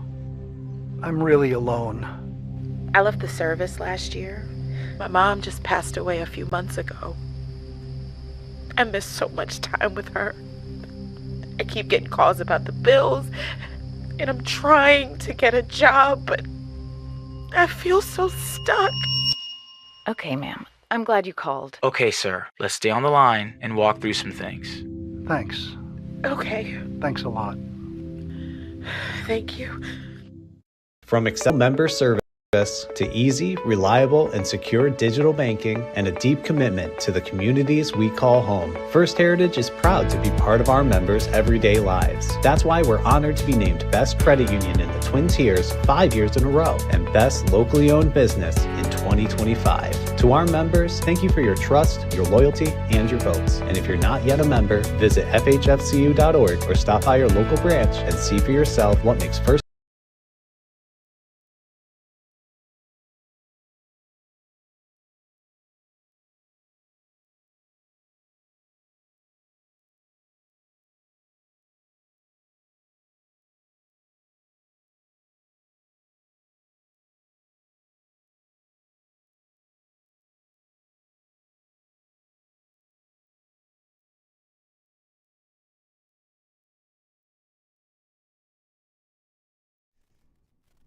The Frankly Speaking Roof Cam, brought to you by Boss Security and Horseheads. Contact them today for all your business and home security needs. We are back, broadcasting live from the Hesselson studio here on Market Street in Corning. A couple quick announcements before we're joined by our guests. The committee going over to San Giovanni Valderno, our sister city in Italy. We're looking forward to talking to them. A couple other housekeeping notes. On Thursday, tomorrow, we'll be talking with the executive director of the Rockwell Museum, Erin Coe. She's been here about a year now. They've got the Rockwell 50th anniversary celebration, which is already kicked off and is actually going on now, but there's a lot of special events throughout the full year, and we'll learn about that on tomorrow's broadcast. Then on Friday, we're going to be talking with Drumline Live, playing at the Clemens Center. We'll learn all about that from one of the cast members. And next week, we've got a star-studded lineup as well. So what a couple of weeks that we've had going on here on Frankly Speaking. All right, one quick thing before we join our guests. I wanted to make this statement from Congressman Langworthy about the announcement that Siemens Energy, $64 million investment in its Painted Post facility, is fantastic news for our 23rd Congressional District and the entire Southern Tier. They're an important company to our region, and today's news demonstrates their commitment and confidence in our local workforce and the critical role we play in powering America's energy future. This means stronger manufacturing, safer and more efficient operations, and good-paying, high-skilled jobs right here at home. Exactly the kind of American-first energy and manufacturing investment we have been fighting for. Siemens is working to meet Americans' energy needs of the future with our workforce powering the way. So a $64 million investment in the Paint and Post facility. So congratulations to Paint and Post. And thank you to Siemens. All right, we'll be right back with our guests after this. Stay with us. This is Frankly Speaking here on WYDC TV, Big Fox. I can't remember what break it is. There it is.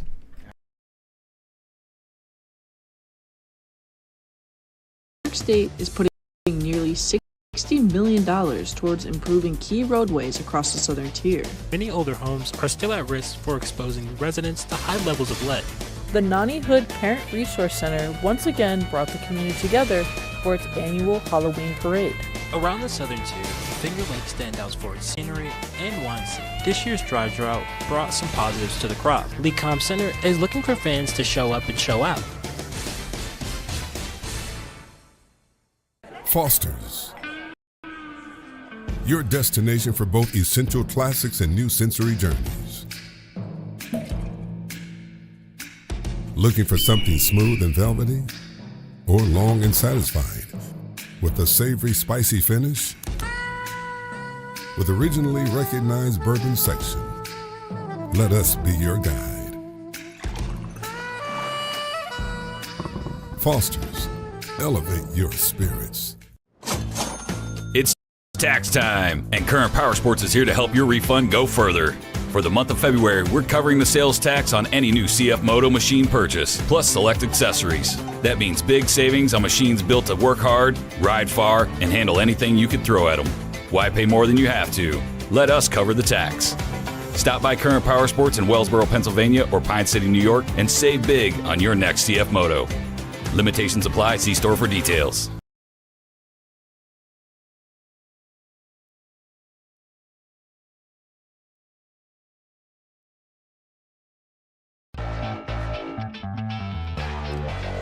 The Frankly Speaking Roof Cam, brought to you by Boss Security and Horseheads. Contact them today for all your business and home security needs.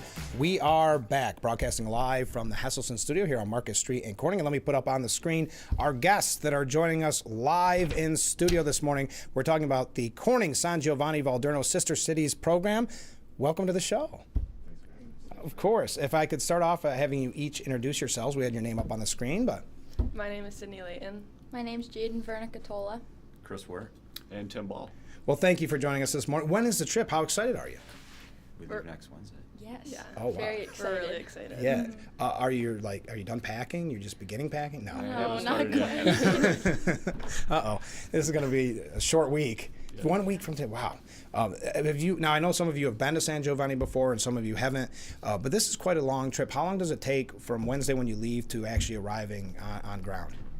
It's about 24 hours. Okay. Because we have 3 flights to take, and then with the 6-hour ahead difference, we'll be there on Thursday morning about 11:40 in the morning, which will be 5 a.m. here. Right. How do you prepare for that much free time in like the plane and at the airports?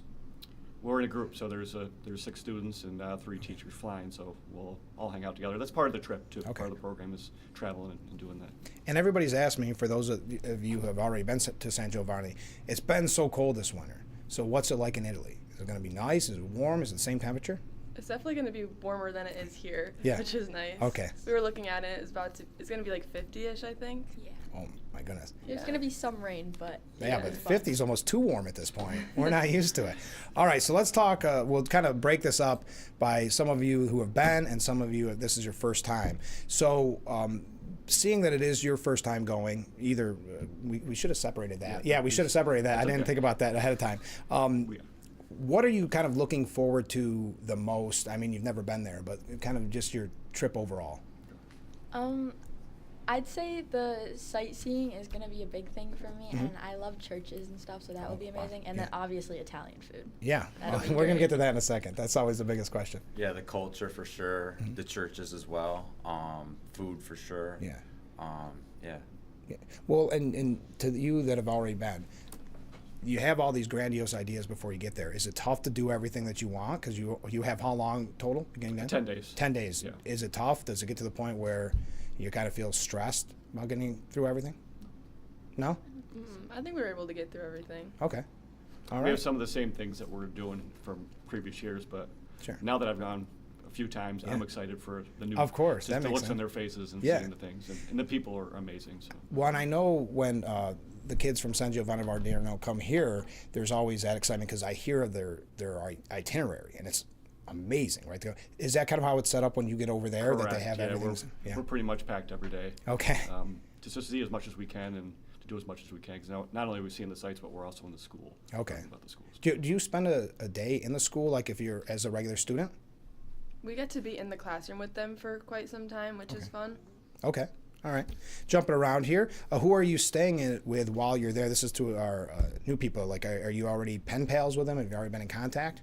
Yes, Yeah. I'm staying with a girl named Ava, and she's very sweet, and we've been in contact. I'm very excited to see her again. Oh, that's neat.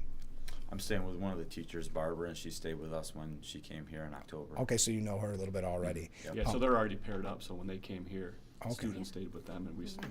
And I'm sure you've made so many friends already over there. Have you stayed in contact with everybody you met over there? Yes, I have. I text them a lot. Oh yeah, I forget text. You think pen pal, like so old fashioned, but I forget that you can actually text, can't you? Social media. Yeah, exactly. So yeah, that was kind of foolish of me. Do you all stay in San Giovanni? Is it near San Giovanni? How does that work? We're all kind of all over the place. I'm staying a little bit outside of San Giovanni. Okay. When you look at the size of San Giovanni, how would you compare it to like a Corning Elmira? Is it smaller, bigger? The city's about the same, but Okay. the schools draw from such a big area. Mhm. Kids can be 30, 40 minutes from home. Oh, my goodness. And there's no school buses, so it's all public transportation or going to school. So.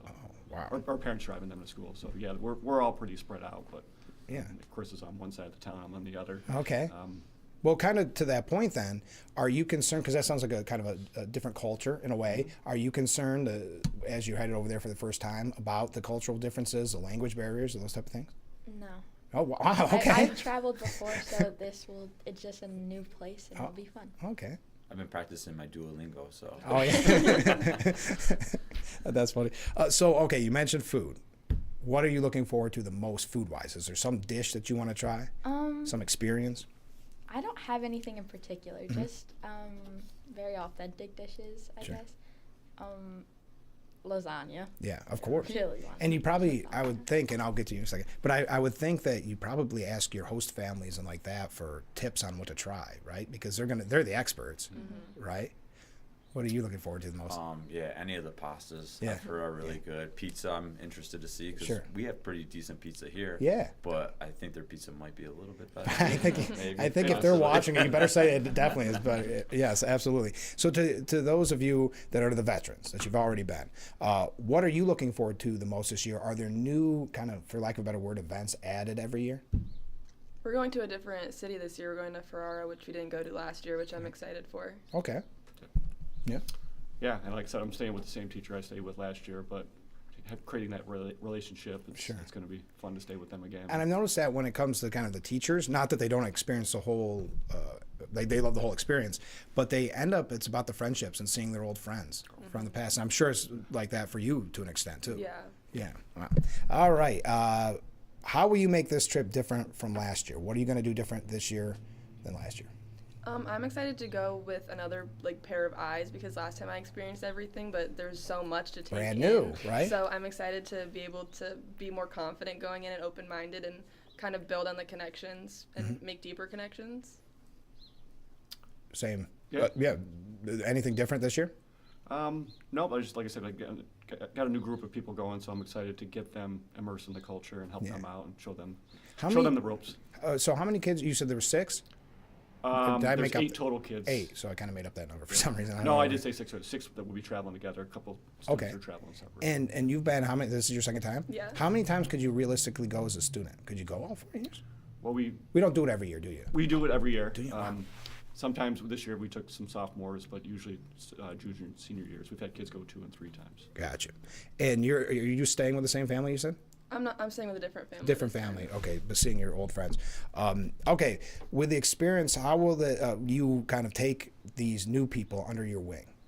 What would you tell them? What are you gonna do to guide them along this journey? At first, it's definitely a lot because it's scary. You're in a different culture. People are speaking different languages or different social norms, but just be really open-minded to making new friends and try to be adaptable because every situation is going to be different. So I feel like going in with an open mind and just being confident and like making new friends and building those connections, I feel like would really help. Yeah. And I know I keep asking this kind of in a different way, but 10 days goes so quickly. When you've been there in the past, what did that feel like? From beginning to end, 10 days, it probably was a blink of an eye, wasn't it? It goes quick, but it's also long because we do have long days and we get to see a lot, and they really pack things in for us. And when you come back, what's that like for that few days after? Another 24 hours. Yeah, well, yeah, travel, and then you get back, you must just crash. Yeah. But is it almost like you're overloaded with all the memories and all the experiences, so it's got to be kind of tough to come back from that. How long do you think before, for lack of a better word, you're kind of healed up from the trip? It's a few days for me. Yeah. I was gonna say but I'll be in definitely a school few on days. Monday. Oh, really? You have to turn right around and yes. Yeah, we get in about 11 p.m. on Sunday night, and we'll have school the next day. So I'll be in school. Oof. Well, I think I asked all my questions. The last question, I kind of already asked it. The one thing you are absolutely looking forward to the most is one thing you cannot miss while you're there. Whoever, we'll start just like with the introduction.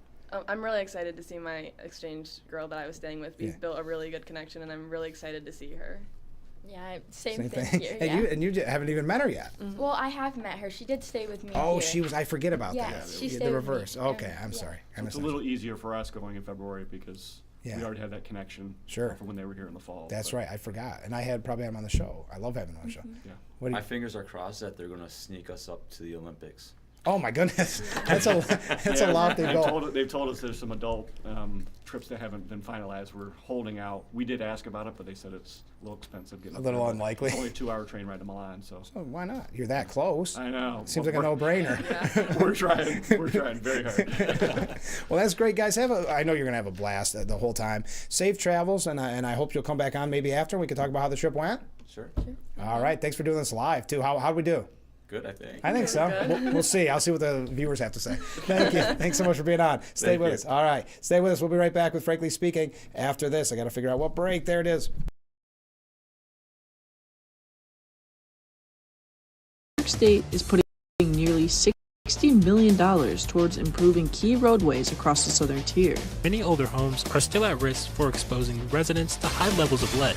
The Nani Hood Parent Resource Center once again brought the community together for its annual Halloween parade. Around the southern tier, Finger Lake stands out for its scenery and wine scene. This year's dry drought brought some positives to the crop. Lecom Center is looking for fans to show up and show out. Foss, your destination for both essential classics and new sensory journeys. Looking for something smooth and velvety? Or long and satisfied? With a savory, spicy finish? With a regionally recognized bourbon section? Let us be your guide. Foster's, elevate your spirits. It's tax time, and Current Power Sports is here to help your refund go further. For the month of February, we're covering the sales tax on any new CF Moto machine purchase, plus select accessories. That means big savings on machines built to work hard, ride far, and handle anything you can throw at them. Why pay more than you have to? Let us cover the tax. Stop by Current Power Sports in Wellsboro, Pennsylvania, or Pine City, New York, and save big on your next CF Moto. Limitations apply. See store for details.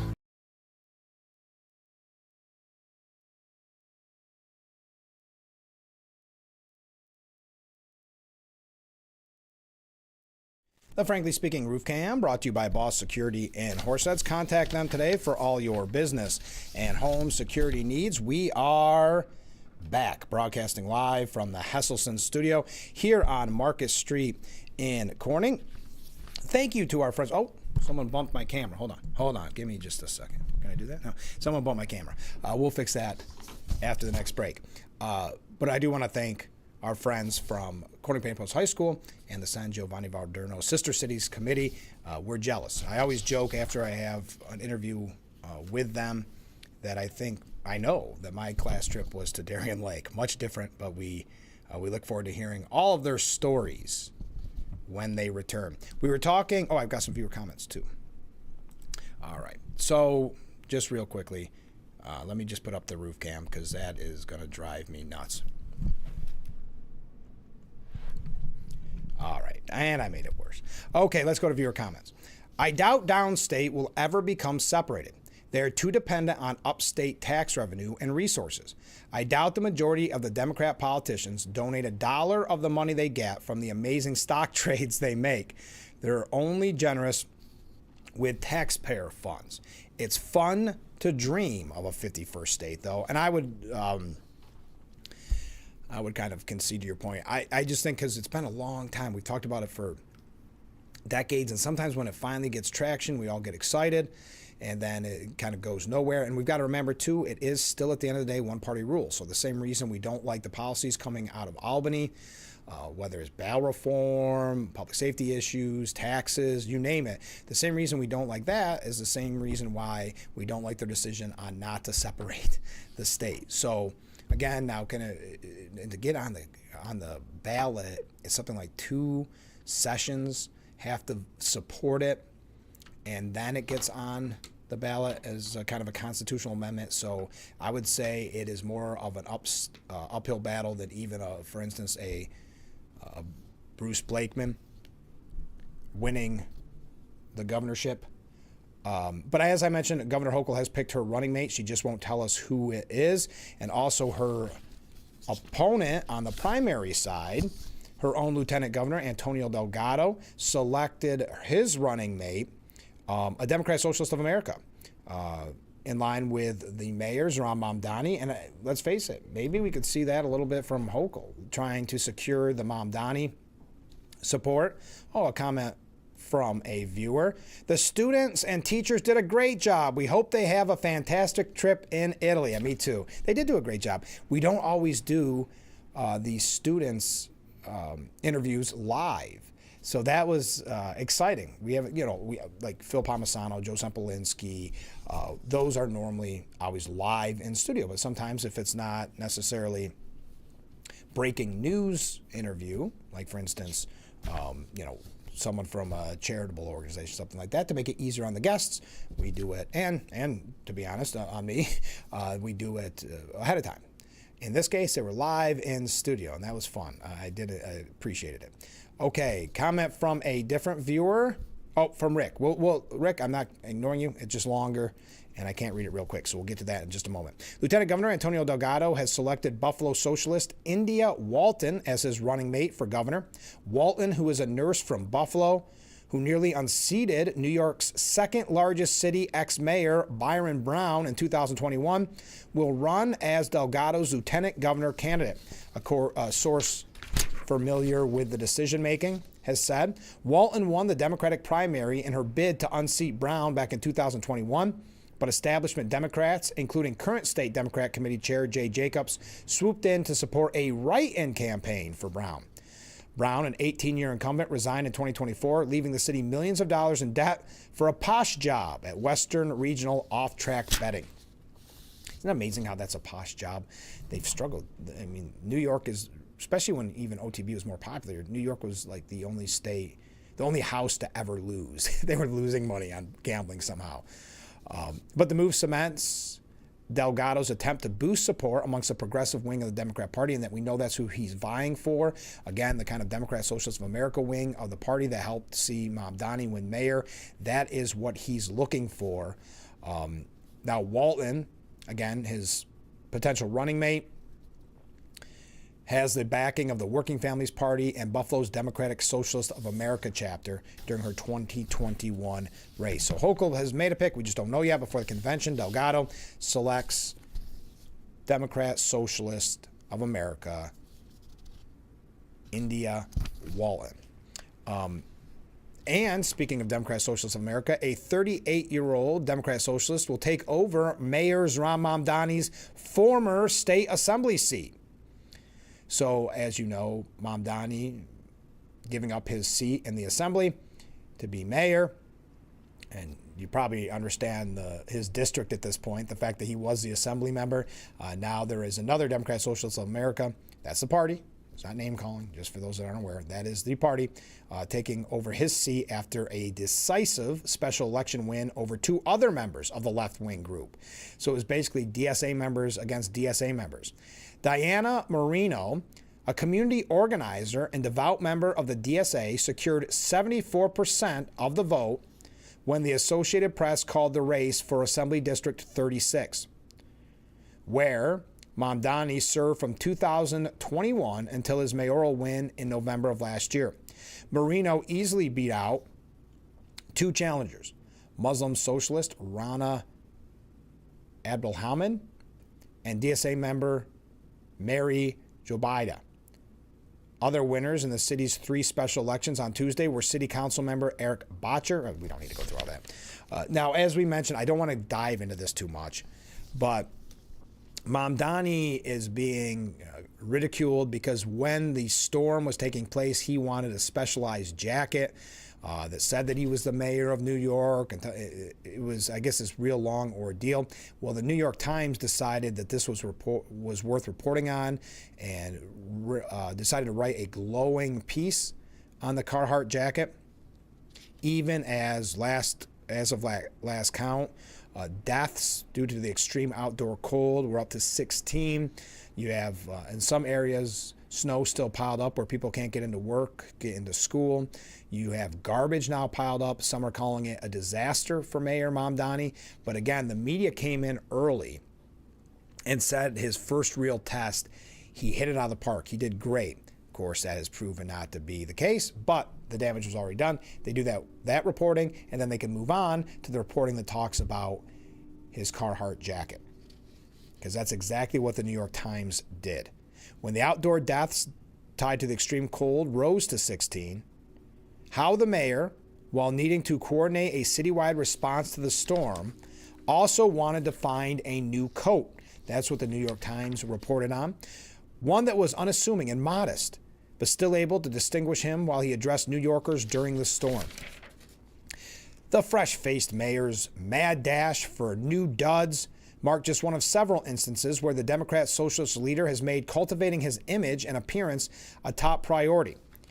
As I had mentioned this quote earlier from one Democrat operative saying if he used a fraction of the energy spent on his propaganda videos and prop jackets towards running the city, we wouldn't have people literally dying from the cold, piles of garbage, and mountains of snow. Mamdani, in case you're wondering, because maybe you have a birthday coming up and you want one just like Mamdani, he ended up wearing the custom Carhartt jacket in front of the cameras for a briefing as mounds of flakes fell January 25th, and also during a snow shovel photo op in Brooklyn later that day. His artist wife, Rama Duwaji, helped guide the mayor towards the quilted jacket. The First Lady is his #1 trusted advisor for creative input, and that they were pleased with the end result. The $159 jacket was purchased from Dave's New York and Manhattan and then taken to be customized at the Brooklyn shop, Arena Embroidery, which has been tapped by the likes of rapper Bad Bunny for items. They also added a special stitching inside the collar with the phrase, "No problem too big, no task too small," from the speech he gave after his primary victory. The jacket has since went viral with write-ups in it and the likes of GQ, Harper's Bazaar, and Complex. We also mentioned the New York Times piece on the jacket. But needless to say, as the snow continued to fly and he was not prepared, outrage began to grow, especially with the death toll in New York City. One Twitter user saying, "What I didn't expect was over a dozen dead as a direct result of Mamdani's leadership, roads clogged with snow and garbage piling up. But hey, at least Mamdani got a customized Carhartt for his propaganda videos." That seems to be the common thread on the criticism of his jacket on that point. Okay, we've got some comments coming in. We congratulate just like the congressman did. I know I kind of rushed that as our guests were coming in, but Siemens Energy has announced a $64 million investment in their Painted Post facilities. If you're from around that area, you may have seen some construction and things going on there.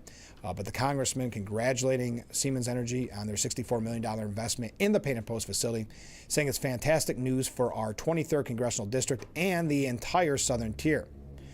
The congressman continued, they are an important company to our region, and today's news demonstrates their commitment and confidence in our local workforce and the critical role we play in powering America's energy future. This means stronger manufacturing, safer and more efficient operations, and good-paying, high-skilled jobs right here at home. Exactly the kind of American-first energy and manufacturing investments we have been fighting for.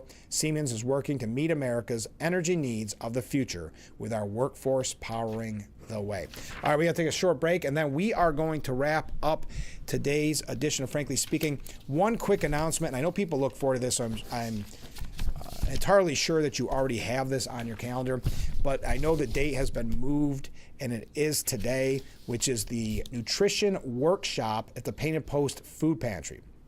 This was a huge success last year, and the way I understand it, already in January, a huge success.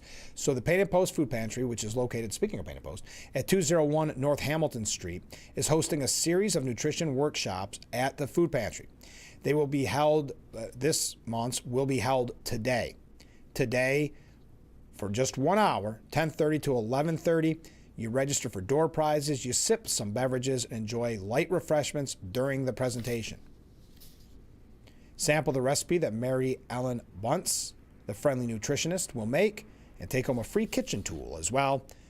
It's fun. Everybody loves it. And again, it is today from 10:30 to 11:30 at 201 North Hamilton Street in Painted Post. Okay, get your last second comments in because we are nearly out of time for today's edition. Stay with us. This is Frankly Speaking.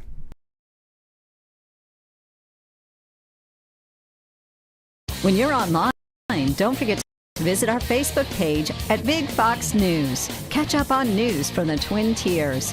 Vote on the daily question and hear about local events. All on Facebook.com/Big Fox News. At the Corning Painted Post High School Learning Center, we provide students with a variety of community-based and academic opportunities and a fresh start. Located on the Corning Community College campus, students earn high school credits and gain real-world experiences through community service, internships, art partnerships, and work opportunities, experiences they value for a lifetime. Our students find a place to reconnect and succeed. The Corning Painted Post High School Learning Center, turning fresh starts into future success. More cars. Lower prices. Simmons Rockwell. Make car buying simple when you drive your deal at a Simmons Rockwell location near you, where you'll always find more cars at lower prices. Happy Wednesday, everyone. And thanks for checking in. Well, we still can't quite shake this chilly weather. 26 is our expected high today. That's almost 10 degrees below the average. Some breaks of sunshine out there as well. Once you head to the north, there could be a little light snow activity. But looking at the extended forecast, we're still cool on Thursday, waking up to the single digits. Some snow showers, maybe some accumulations on Friday, turning brisk and windy on Saturday, dropping down into the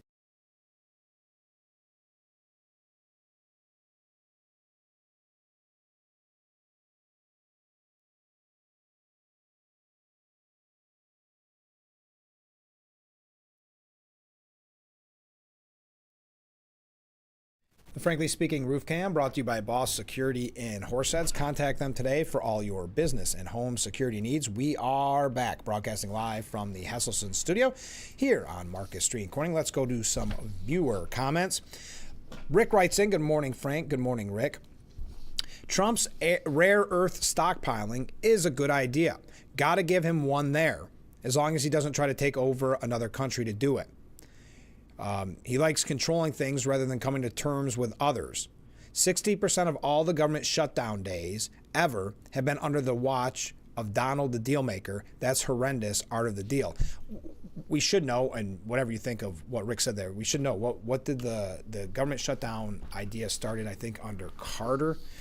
So before people get kind of the misunderstanding that this has been going on since day one of of America. It isn't. We're talking still a long time. I just want to. That's something that I think a lot of people are shocked to learn how recent the shutdown became kind of a political tool.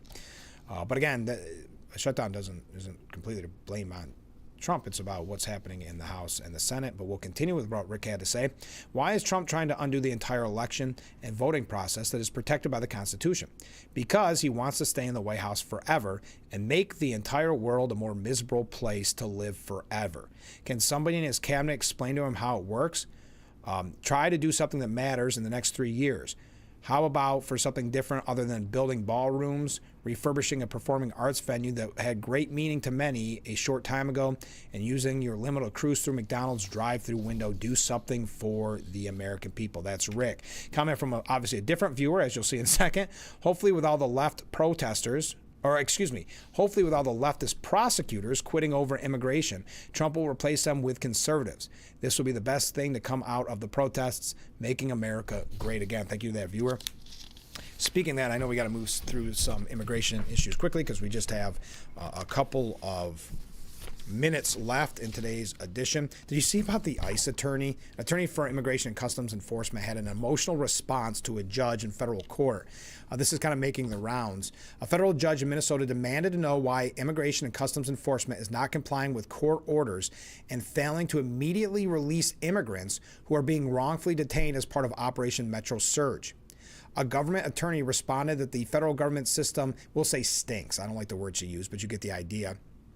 Julie Lee, an attorney working on behalf of the U.S. Attorney's Office, admitted in court that the government is overwhelmed by the number of legal challenges coming out of Operation Metro Surge. She appeared in court to explain why ICE had repeatedly failed to comply with court orders. She said, "I'm here to make sure the agency understands how important it is to comply with court orders."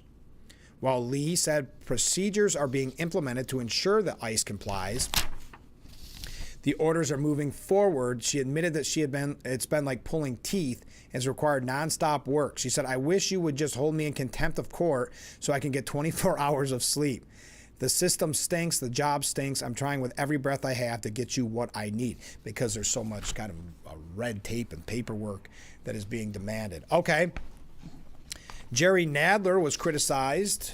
Now he's on his way out the door, retiring, for appearing to suggest that people would be justified in shooting masked ICE agents. He would not be the first that have responded in this way. We've quoted them in the past.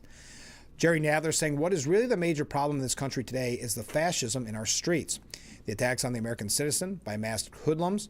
If you were attacked by a masked person, you might think you were being kidnapped. You'd be justified in shooting the person to protect yourself. We see people being shot for what? For driving cars. We see people, these ICE goons, break into the people's homes without a warrant. We see them drag out a man, an American citizen, without even permitting him in the snow, without even permitting him to get dressed." Representative Ro Khanna, Democrat from California, said we need to tear down ICE and make a new agency that actually adheres to constitutional laws. Now, the Post editorial board has a piece, I know I'm out of time, but says, "Stop demonizing ICE. You're hurting innocent people." L.A. Mayor Karen Bass used her State of the City address this week to encourage residents to protest against ICE. She added that people should protest peacefully, but she still said that ICE, a federal law enforcement agency, should leave the city. That is irresponsible.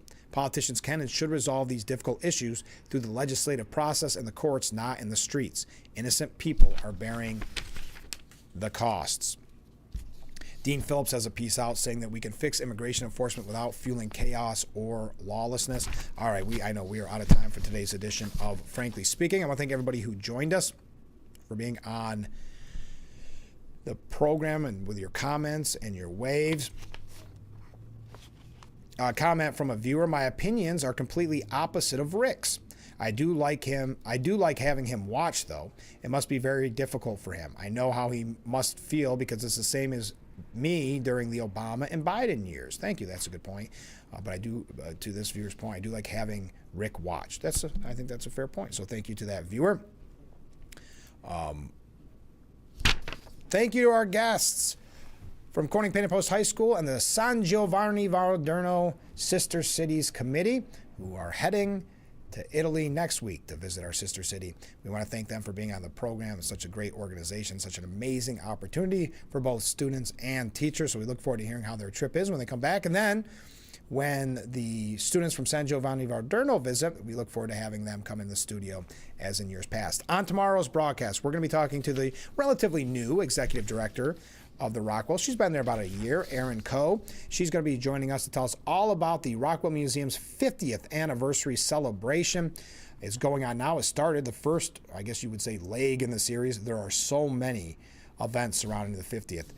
So we'll learn all about those tomorrow. And then on Friday, from the Clemens Center, we'll hear all about Drumline Live, which is coming up soon at the Clemens Center. Have a great day, everyone, and join us tomorrow morning starting at 6 a.m. for Frankly Speaking, only on WYDC TV. Big Fox, we'll see you tomorrow.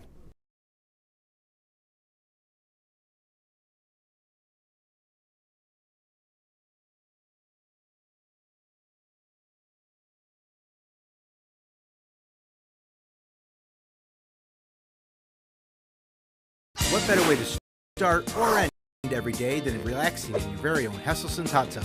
Massage therapy, relaxation, stress reliever, pain management, soothing muscles, or just spending time with a loved one. Hot water therapy really does make every day better. Hesselson's has been a part of this great community for over 70 years, still being locally owned and operated. So make the drive to Hesselson's and start making your path to a better life today. And after 70 years, it's still fun to poke in the corners at Hesselson's. Kyle just made a decision that would change his whole world.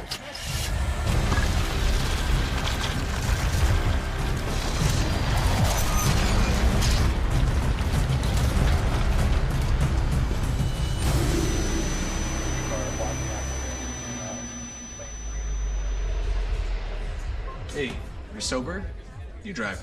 Kyle just made a decision that would change his whole world. Drive sober or get pulled over.